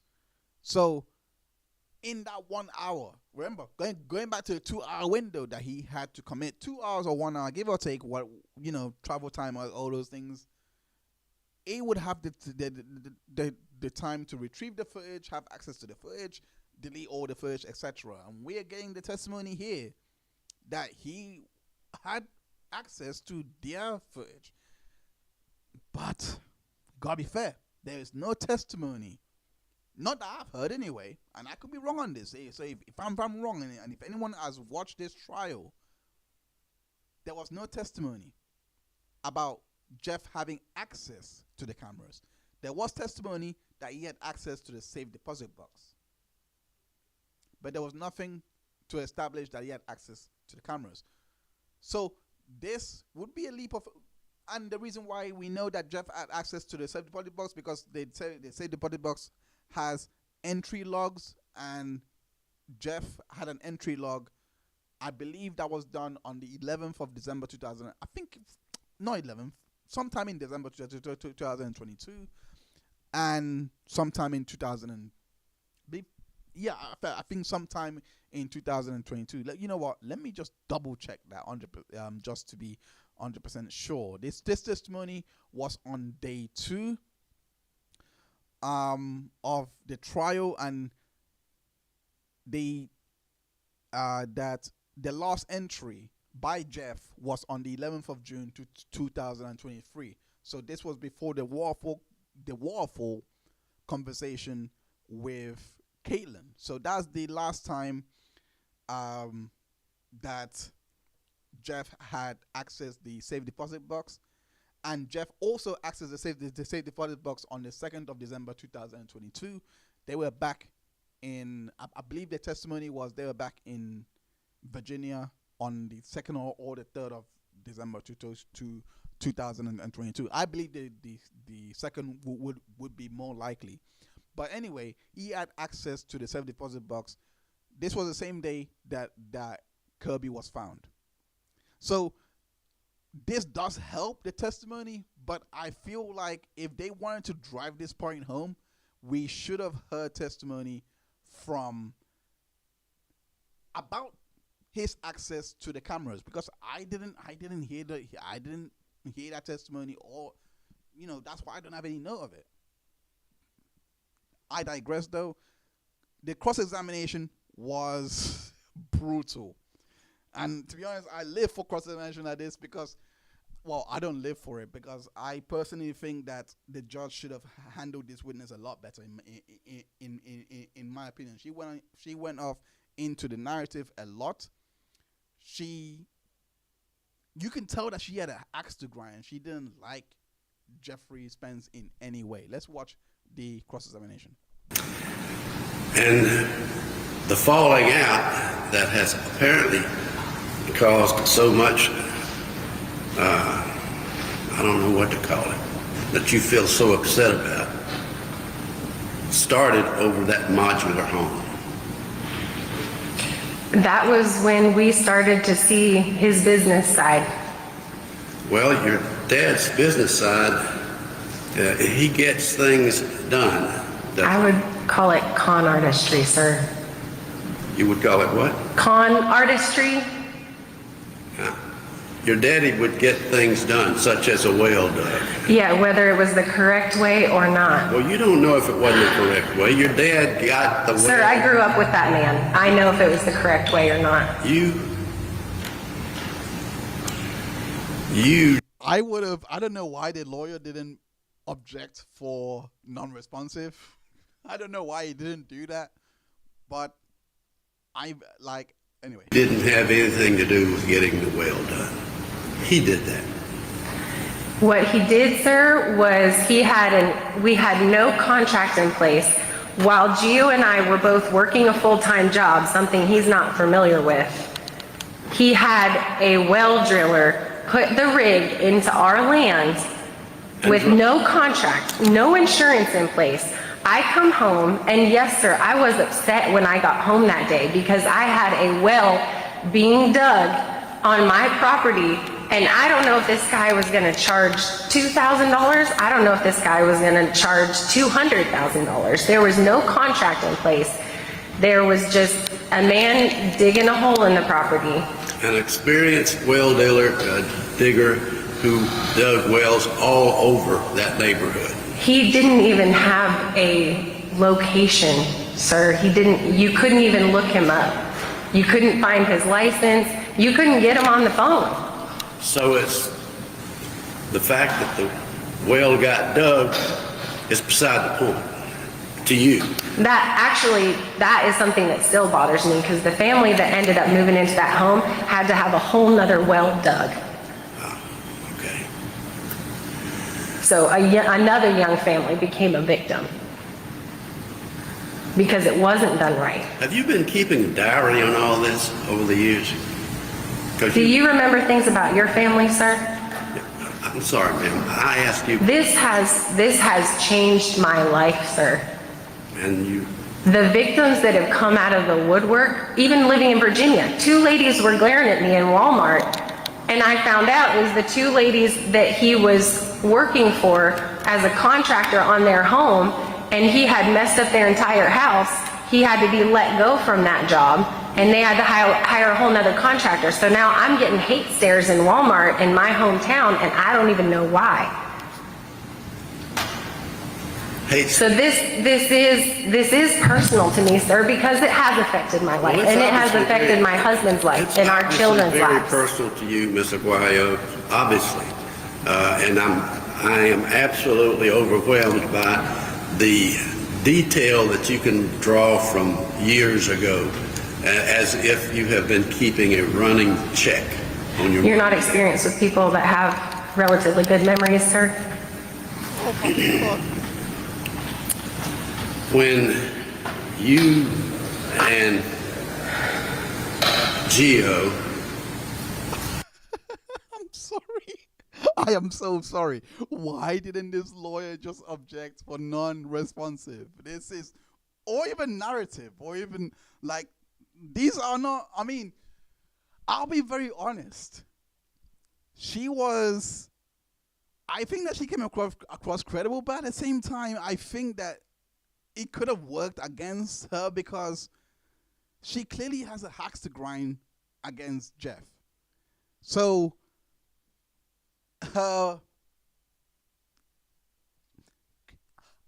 honestly, I think that she's credible. I'm not saying that.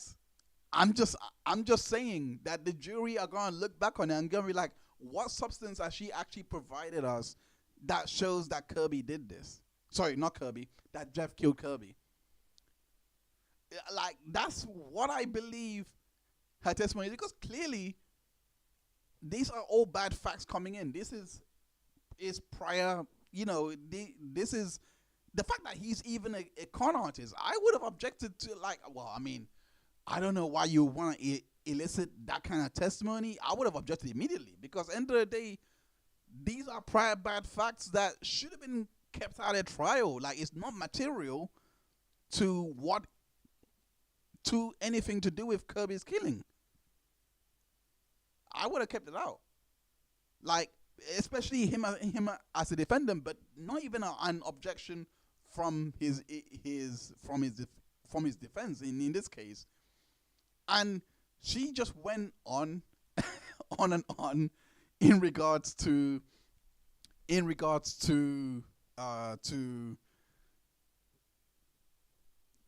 how Jeff was with her.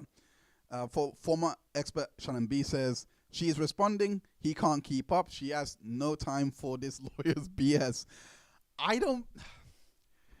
The reason why I say call for non-responsive, because at least let the judge. She could be responding. You could be right, but at least let the judge rule on it. Let the judge rule on it and be like, okay, you're not really answering the question. And maybe then the judge could extend his powers to be like, just calm down, stick to, because she was getting a bit angsty, stick to just giving the testimony and answering the question. So that's why I say at least object and have the judge be like overruled or sustained. That's basically where I'm coming from. Yes, they can. I've seen it happen. I've seen it happen in so many trials. I don't think they can object in terms of hearsay though, because if they ask a question like objection hearsay or something like that, that would be idiotic, because they're the ones that are they should safeguard from that. But they can definitely object to non-responsive. I've seen it. I think what was the trial that I saw this? It just escaped my head, but it was when I believe he was asking I believe it was the Karina Cooper trial. I'm not too sure, but I believe it was that cross-examination in which whenever she would not answer specifically to what was asked, Israel would basically say non-responsive. I think maybe my memory is messing up a little bit, but I've seen it. I've seen it happen. So let me go back to the last testimony that she gave, and this was oh my God, you will not believe this, because she gave testimony in regards to threatening Gio, her husband. Jeff threatening Gia, her husband, that he was gonna kill him or something like that and take out life insurance on him. Let's watch. Well, you didn't say no, Miss Arauyo. They had permission to live with us. I mean, they weren't breaking into our home every night. Thank you. They had permission. That's all I want you to say is you could say no and you didn't say no. That is argument.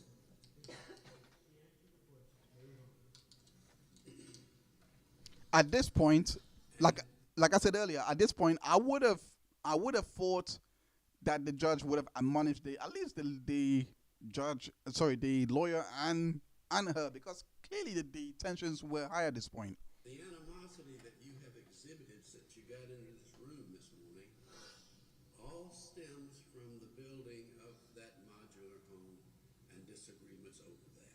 No, sir. My uncomfortableness with having to be in this courtroom is because that man over there is not even handcuffed. And you don't know what it's like to move almost every year of your life and still get text messages from Karen, your mother, saying, hey, how's Texas? Or how's that new baby granddaughter? I would not communicate back with her. It's not like I was communicating back. She was letting me know we know where you are. We know your kids. How do you know your mother wasn't just expressing genuine affection for you? Because if she had genuine affection for me, sir, she would have stopped this years ago. She would have stopped this years ago.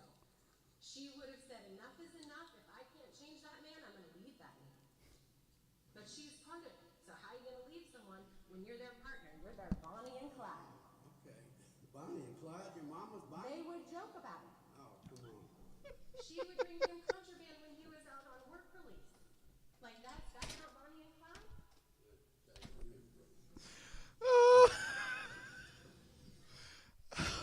Oh my, okay, let's go back a little bit. Oh gosh, I'm so sorry guys. I forgot to share the screen. I'm so sorry guys. Let's go back a little bit. Let's hear it out. We can't hear it very well through the mic. I'm sorry guys. Let's in the way to give you a yes or no. Well, you didn't say no, Miss Arauyo. They had permission to live with us. I mean, they weren't breaking into our home every night. Thank you. They had permission. That's all I want you to say is you could say no and you didn't say no. So that all of what we heard in the cross-examination, if you're watching this live, is just trying to establish that that Jeff and Karen did not force themselves to go and live in the. I believe they said that they lived in the shed while they were together. That they were actually given permission to stay. That is argument. She answered the question. Move on. And the animosity that you have exhibited since you got into this room this morning all stems from the building of that modular home and disagreements over that. No, sir. My uncomfortableness with having to be in this courtroom is because that man over there is not even handcuffed.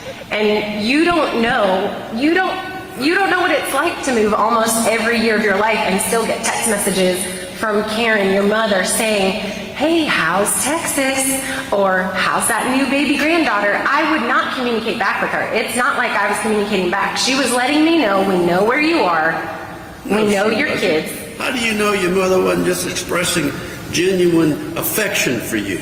Because if she had genuine affection for me, sir, she would have stopped this years ago.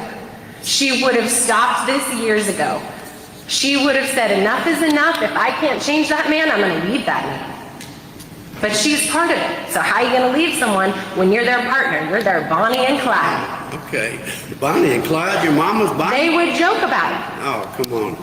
She would bring him contraband when he was out on work release. Like that's not Bonnie and Clyde? Yeah, Judge, let me approach. No. I cannot. Oh Lord, this went off the rails. I cannot. I still can't believe. I still crack up every single time. That man should be in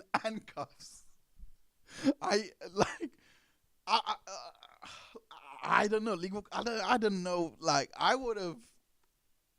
I think the defense maybe there's a larger strategy to all this that just let her talk. That the people that are testifying against him, they all have an axe to grind about him, and they all have a vested interest to see him go down for this crime. So therefore, the evidence is not pointing to him. It's just people trying to paint him to be a bad man. I think that she is 100% credible. I don't think that she is not a credible witness. I think that she is credible. She clearly has legitimate grievances. The fact that she says that he should be in handcuffs speaks volume. But like I said, like this witness is kind of wasted. And I was very surprised that we did not get to hear from David Barnes. I thought that the guy that says that he did this, the guy that was Kirby's right-hand man and doing things around the house for Kirby, etc. I thought that we would get to hear from him. We didn't get to hear from him. I don't know why this would be the case. I don't know why you wouldn't want to hear from him, especially when you have Caitlyn come onto the stand to say what she said in regards to David Barnes being a liar. There are so many reasons why the jury may have decided this, and of course, I personally, of course, juries are not supposed to think, oh, why didn't this guy come into court or this and that, but it must be knowing at them, at least in the back of their mind, that they have this guy. We don't even know if Jeff had spoken to the law enforcement. We don't have any interview from the law enforcement. So I'm assuming that he didn't speak with them. I'm assuming that he exercised his legal right and didn't give them an interview. These are the reasons why I believe this trial headed into a mistrial, because there's just, in my opinions, I don't believe there is any evidence here. Random girl, you should. This is why this is why this trial, in my opinion, is so underrated. There's so many here, and I think the prosecution made so many mistakes. They didn't tie every knot that they're supposed to tie. Like I said, they could have brought in David Barnes to come and testify to the fact, and I personally thought they were going to call him because of the fact that the defense were going out on the offensive to say he is not credible. He's not doing this. You're going to hear testimony about David Barnes. Like, I thought we were going to hear from him. Sadly, that didn't come. I doubt are they retrying him? I doubt it. I don't think so. There hasn't been any news about it, but I doubt it. If they do retry him, I hope they bring in David Barnes. I hope, because that's who the case, in my opinion, hinges on. What he has to say, why he was making those statements, why he believes it was Jeff that had done this. What was Jeff's relationship like with Kirby leading up to the murder? Because he's the one that gave testimony that led to this arrest. So Erin Hack says, I think they will retry him. He is still in custody. I would be there. Like, if they retry him, I'll be there to give day-by-day recaps on the channel. So hopefully they do retry him. I would want to see how this plays out. But I don't think that for this particular trial, the prosecution did not do enough to ensure the conviction, and I hope you see how, because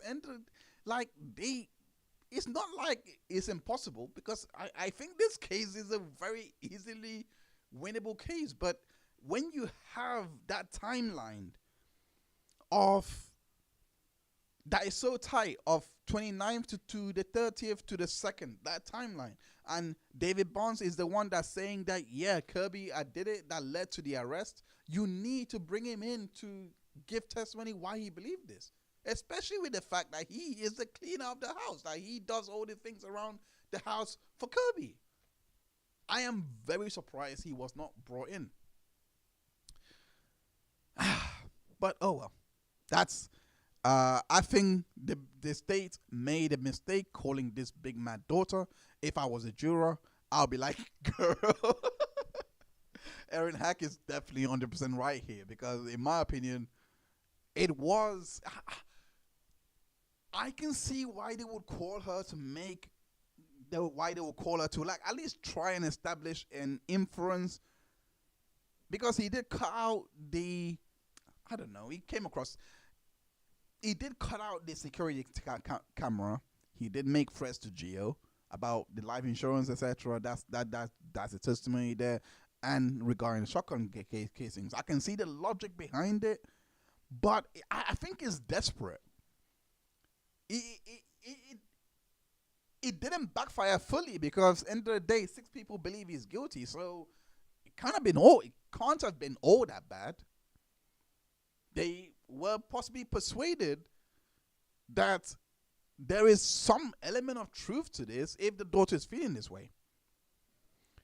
But like, they could have, I do agree, they could have gone without a testimony, because a lot of people might be thinking, especially in that jury, if they are deadlocked, they were thinking, why do you need this testimony and not focus on the actual day, and not focus on bringing the evidence in for the actual day? Why are we not seeing evidence for the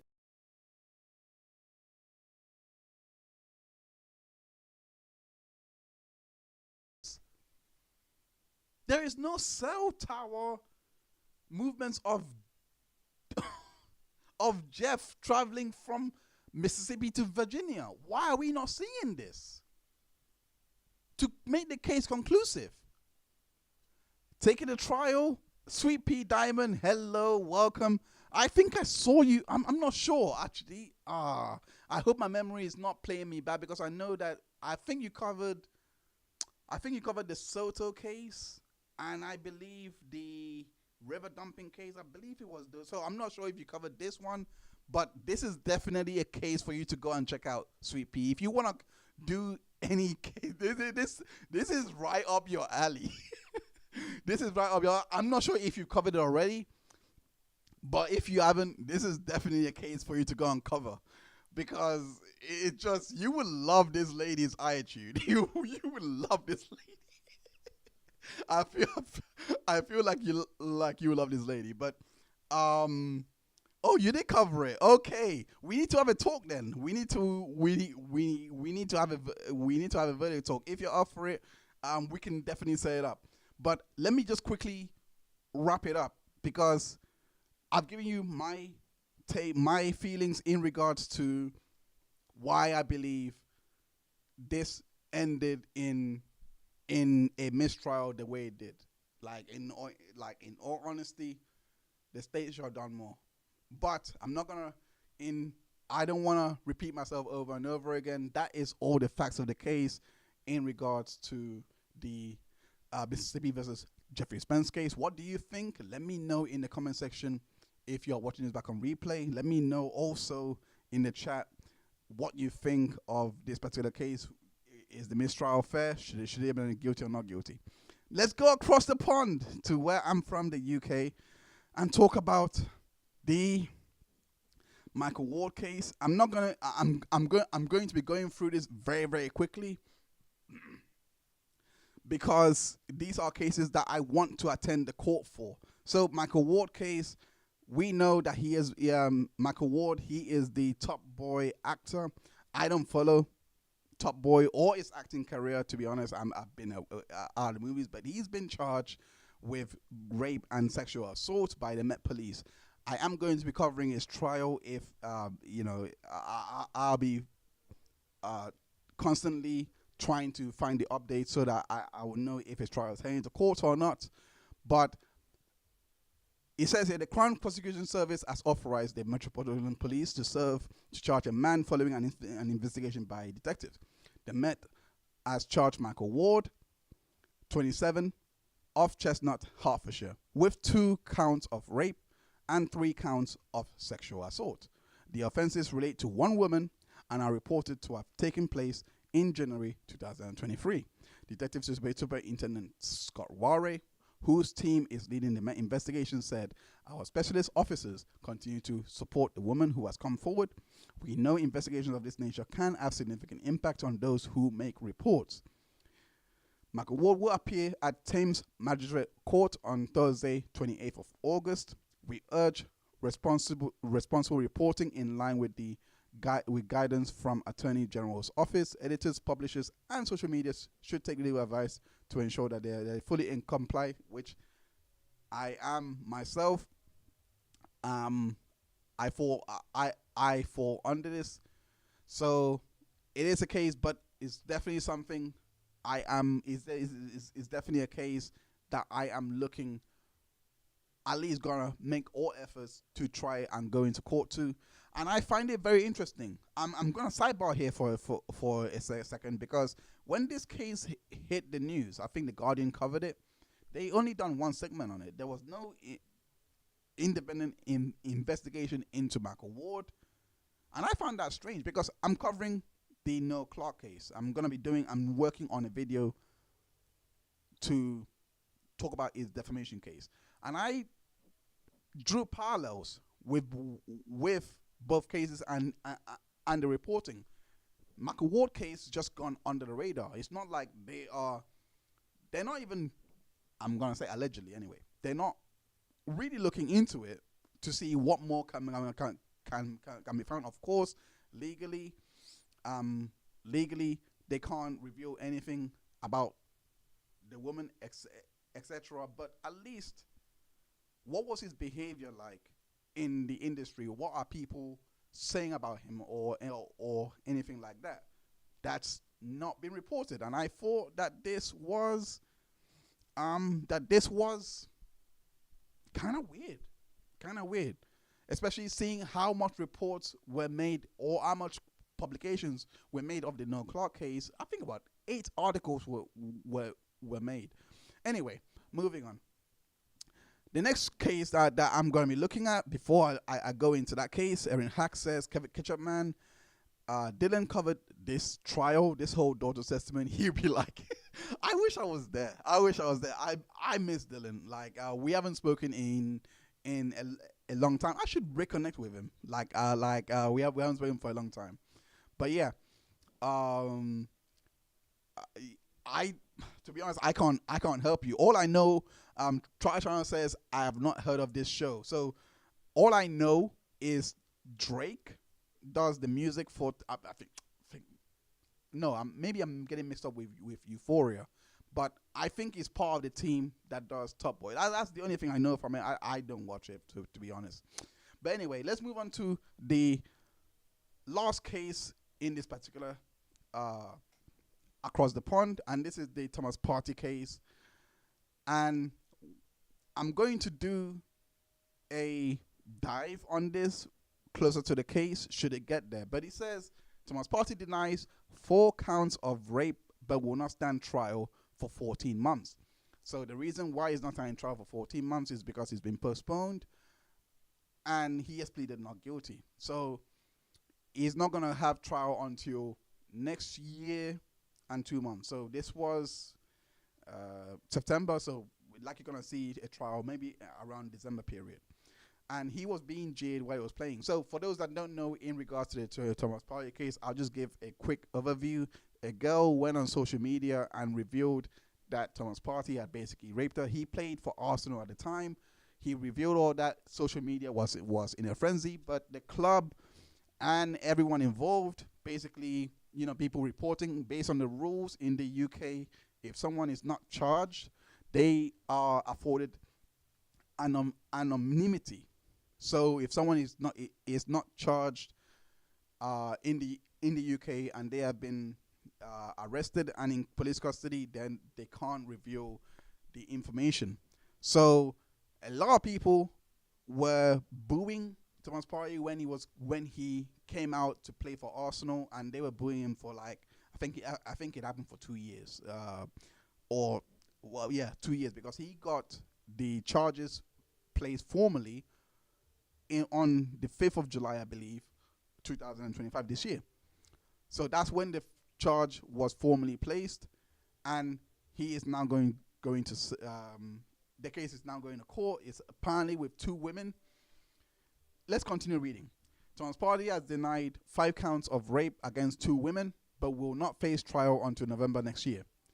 The former Arsenal footballer appeared at Southwark Crown Court on Wednesday morning wearing a black zipper counter. That's not really important. But anyway, he says he pleaded not guilty to 5 counts of rape against 2 women, as well as sexual assault against a 3rd woman. The allegations relate to 3 separate women who reported incidents took place between 2021 and 2022. He will stand trial for the alleged offenses the same court of November 2nd next year. The trial is expected to last 6 to 8 weeks. I will hopefully be there. Thanks for joining, Alana. I appreciate you for joining. Let me wrap this up. So that's all.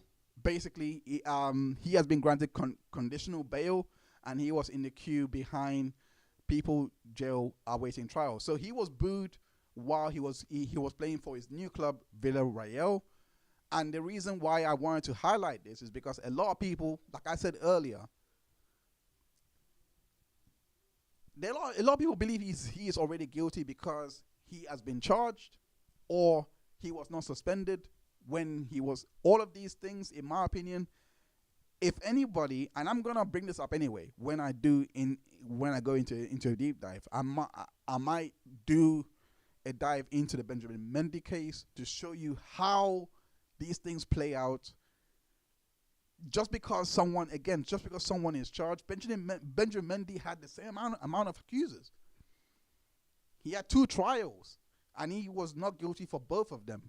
The second trial was a mistrial, and he had to do it again. Found not guilty for both trials. And people assume that he did it. This is the same thing here. In my opinion, if we are going to profess that we care about victims and all these things, we have to also take into account the accused. It's a hard position.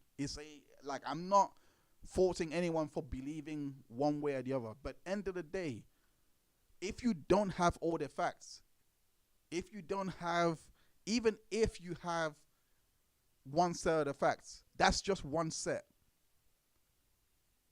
You always have to put yourself in the other shoes of the accused, because end of the day, whether you like it or not, you can believe that. And I hate this retort. I hate when people say, I am not going to be in a position to grape someone. You don't have to be in a position to grape someone. You could literally be accused of it, and you can have charges placed against you, and you could be genuinely be innocent. This is like if you watch the Not on Record podcast with Joseph Newberger, he talks about how many false accusation cases that he has had. I'm not saying, now I want to preface everything here.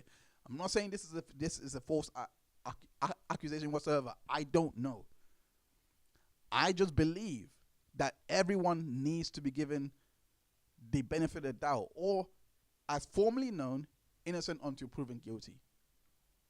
That goes by the media or by people having takes in regard. I really believe that, and I don't think everyone are allowed to have their opinions, but this man has not even entered the courtroom yet, and people believe he's done it.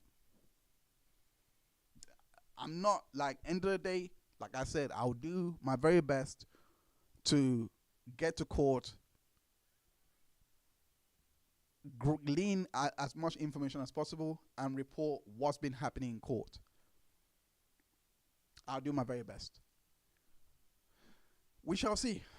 But anyway, I just want to say, just to end on this, there is a part I want to, now, there's a segment that I want to do, and this segment is called the Indictments. We have been seeing a lot of takes on social media, on podcasts. We have to talk about it. Before I do that, let me just end this poll. And a lot of, in regards to the,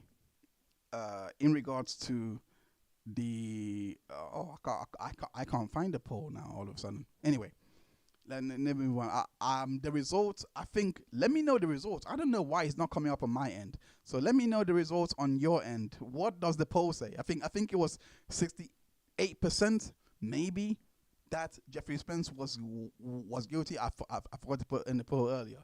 I don't know why it's not coming up on my end. Anyway, let me move on to the indictments. So, we have... I hate to be this guy. The indictment is as follows. I came across this video on social media. Let me just get the video up. Let me just get the video up so that you guys can see what I'm trying to talk about. So that you can see what I'm trying to talk about. Also, okay, let's go. poor Jess Machado can't even get a fucking DM from me that she sent me a month and a half ago. But I'm sending her fucking anonymous emails. Nurse Kim, we are just starting the show, so I need time. I need investigation. We just started this, so I cannot place any charges yet. But this is fishy to me, and I saw this all play out. Who is committing perjury? Who is spreading disinformation? What is going on? We have to investigate so that we can bring the appropriate charges to the courts, because this is a very interesting situation that's going on in regards to the whole Turboy Ishtorm that's going on, and the old Karen Reed Ishtorm that's going on. Babes, first of all, I'm going to do a Google search of how the fuck to do that, because I didn't know that you could do anonymous emails realistically. I didn't know that there was a button there that you could do that. But now they're telling me that this isn't sending it from a fucking Gmail account, legalnursekim@gmail.com. There is an entire Proton involved. Proton!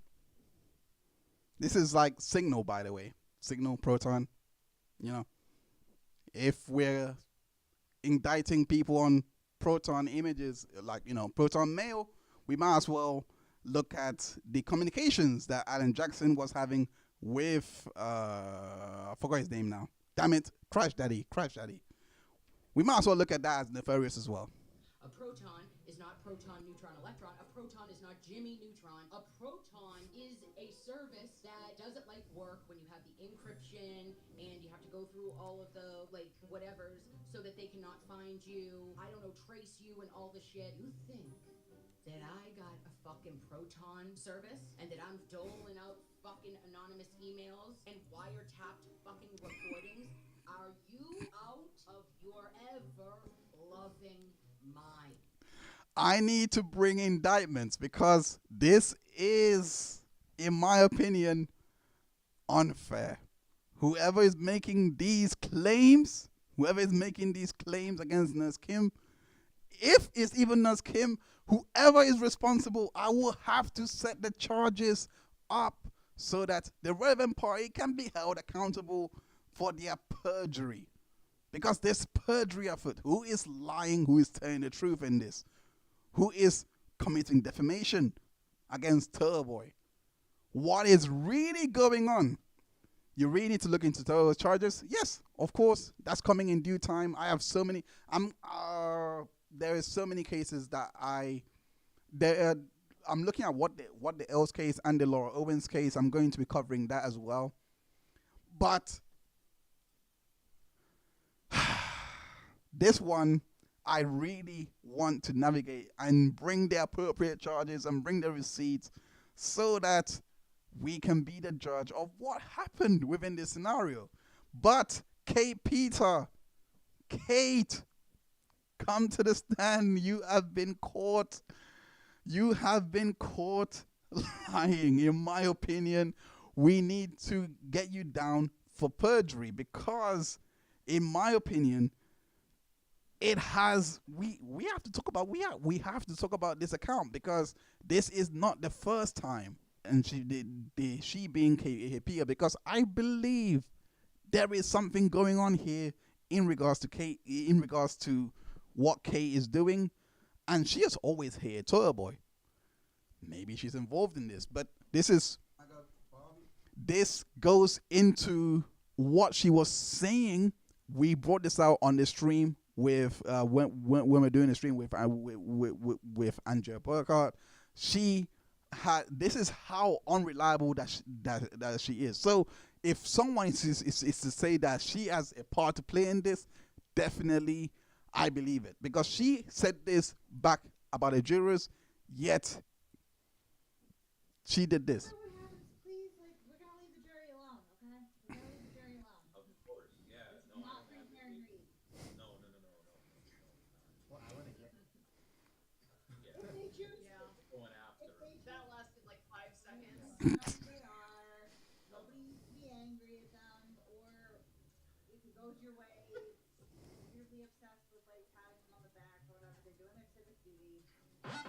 So, KPR, this is what you were saying. The same person that says we should leave the jury alone, this is what she was saying back in June. You don't think we forget? No, you got to be charged. You got to be charged. But this, I'm not gonna. You're not gonna get charged for this. You're not gonna get charged for this. You're gonna get charged. Oh my gosh, did I miss share again? Did I not share it again? Oh my gosh. Oh, you're not gonna get charged for what you said here about someone calling someone an uncle. That's your freedom of speech. That's not indictable. What you are gonna get charged, what this is gonna go into, is your credibility, because end of the day, your involvement in all of this, like, I think is there for yourself, and I will have to reconvene. We're just opening the investigations right now. I'm not bringing any charges. I'm not bringing any indictments or anything like that. I'm not ready for that yet.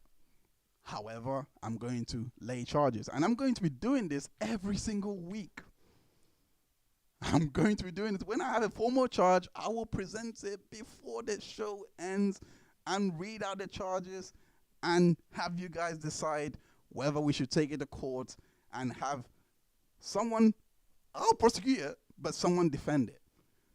That's the Ketchup court indictments for you. That's what we're going to be doing every week. For now, we're looking at, I'm going to be looking at the Ketchup, at the Nurse Kim issue, Jess Machado, all of those things. I don't know. I'm still looking into it. Could be nothing in the end. No charges could be brought in the end if I do not have anything to bring. However, for KPR, based on what I've seen so far, I have a whole lot of charges to bring, and I hope that there is someone out there that could defend this girl. I wish this could be laid at KP's feet. Unfortunately, I think not. But anyway, that's all. I just wanted to introduce that segment. I'm going to be having a lot of fun with these streams with you guys. Hopefully you guys have enjoyed the introductory show, because end of the day, like I said, this channel has reached a point that I feel like it's time for us to grow. It's time for us to really take this to the next level, in my opinion. I really believe, especially when we have, when we give opinions out there and we talk about these cases, I really believe that we should give everyone the benefit of the doubt, that we should hold the doctrine of innocent until proven guilty, because again, like I said, just these are real life people. These are people's real lives here. if that person is found not guilty, can you actually have that on your conscience? Like let's be honest. Can you actually comfortably say, okay, I messed up. I didn't know that this was the fact of the case? Or are you going to double down and say the whole system is broken, let's all burn it down? Because I've seen that happen. I've seen that happen in so many cases where people just cannot accept that they should have kept an open mind going into a particular case, or giving an opinions on cases. But anyway, that's all I have time for today. We did run over a little bit because I do try to keep these streams under 2 hours, but hopefully you guys did enjoy that. You guys did enjoy the introductory stream. It's now 3 years of Ketchup Court. Well, technically 1 year of Ketchup Court because I had to rebrand. But we got but I appreciate every single one of you that have subscribed onto this channel, like this stream anyway, and also like our videos, commenting on our videos. We have a lot that we've done in the past, and it's time now that we kick on. Like, I'm going to make sure that these streams are of high quality for you guys. The videos that I do are of high quality for you guys. Thank you so much, everyone, for tuning in. Thank you, Random Girl, for modding. I really appreciate you. I'm glad that you guys have fun. Thank you so much, Trial Channel. I'm glad that you enjoyed the stream. I'm glad that you guys actually enjoyed the stream. Thank you so much for tuning in. Anyway, I go by the name of Hines.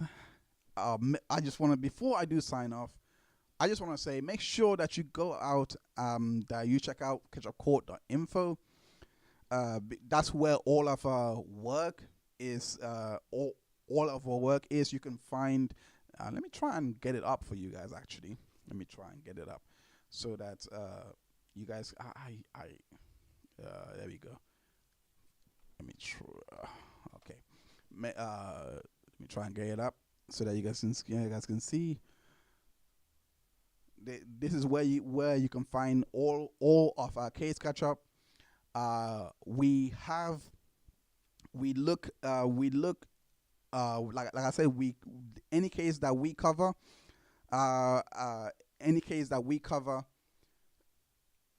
will always be on the site, and you can find the full roundup, the full report, letting you know what happened in the courtroom so that you guys can be quickly informed. And I feel like this is possibly the best way to really, if you can't unfortunately watch the stream for whatever reason, at least you have an avenue to go to be really caught up. Make sure that you also consider supporting us as well on the channel. On this site. You can support us on Patreon by becoming a member or buying us a coffee. I really appreciate all your support. We have a lot more member exclusive videos coming up. It would really, really help us out to have all of your support. Take it, Sweet Pea Diamond. Thank you so much. Take a trial. I really appreciate you, and I'm so glad that that we met you, Doofenshmirtz, a true OG, Random Girl knows. But yeah, thank you so much. I love her channel is growing exponentially. Take a trial, and Sweet Pea Diamond's trial is growing exponentially. If you want to watch your cases live, make sure that you go and check out Take a Trial. She does live coverage. You can go watch her. Her commentary is awesome. Friend of the channel, love having her here. Also, make sure you go check out the Trial channel as well. She does it. She is so complimentary to what I'm trying to do here, because she cuts up individual testimonies into digestible parts so that you can go to the parts that you want to. Timestamps are immaculate. Her coverage of trials is amazing. That's the Trial channel. Make sure you go check it out. I'll leave the links in the description for you guys to go check out. But yeah, I appreciate every single one of you that have been supporting us supporting what we're trying to do. Hopefully, like I said, hopefully I will be able to bring you updates from of cases that may not be streamed, and if I was able to get into court or know someone that has been in court and I'm able to get them on the show, would love to have a recap. I believe I'm having, it's not confirmed yet, but I should be having a stream with someone that's in the hearing for the Fraser Bomb case, the case where Fraser Bomb is charged with second-degree murder for, I think the curve is known as Dead Man's Curve in California. He basically drove around the speed of 70 miles per hour to 100 miles per hour and killed, I believe, 3 or 4 girls. So we are going to be talking about that trial and what goes on and what's going on at the hearings. Anyway, that's all I have time for. Thank you so much, everyone, for tuning in. Take good care of yourself. Bye for now. I'll see you next week. Like I said, every week we are going to be we are going to be live running up all the cases that has happened for the week. Make sure that you keep your eye out on the community post where we post out the trials that we are covering. But yeah, so keep an eye out for that. But we'll be back next week at 4 p.m. Eastern Time, 9 p.m. UK time. Do not miss it. We have so much to cover. Hopefully, you guys have enjoyed today. We don't normally run for this long. I'm going to keep this stream under 2 hours, but it is the first stream. It is the launch stream, and you needed to know a lot of what we are about. I will probably do a refresher, but for now, hopefully, you know what the show is about, you know what we stand for, and you know what we're trying to achieve. So anyway, I'll close it off on that. Looking forward to seeing you guys next week for you amazing tastemakers. Yeah, so happy to have you guys here. See you guys next week at 6 p.m. Sorry, not 6 p.m. 4 p.m. Eastern Time. Bye for now. Thank you everyone for tuning in for another Ketchup Call live stream. Make sure that you smash that like button as well as hitting that subscribe button to be notified of our future live streams. We go live regularly, bringing you case updates and recaps of ongoing trials. So make sure you hurry back on the next live stream. We also have more content on the channel that you can binge on. Check out the playlist that we have showcasing all of these contents. Without further, I go by the name of Heinz, your friendly neighborhood ketchup man, and I'll see you back in court.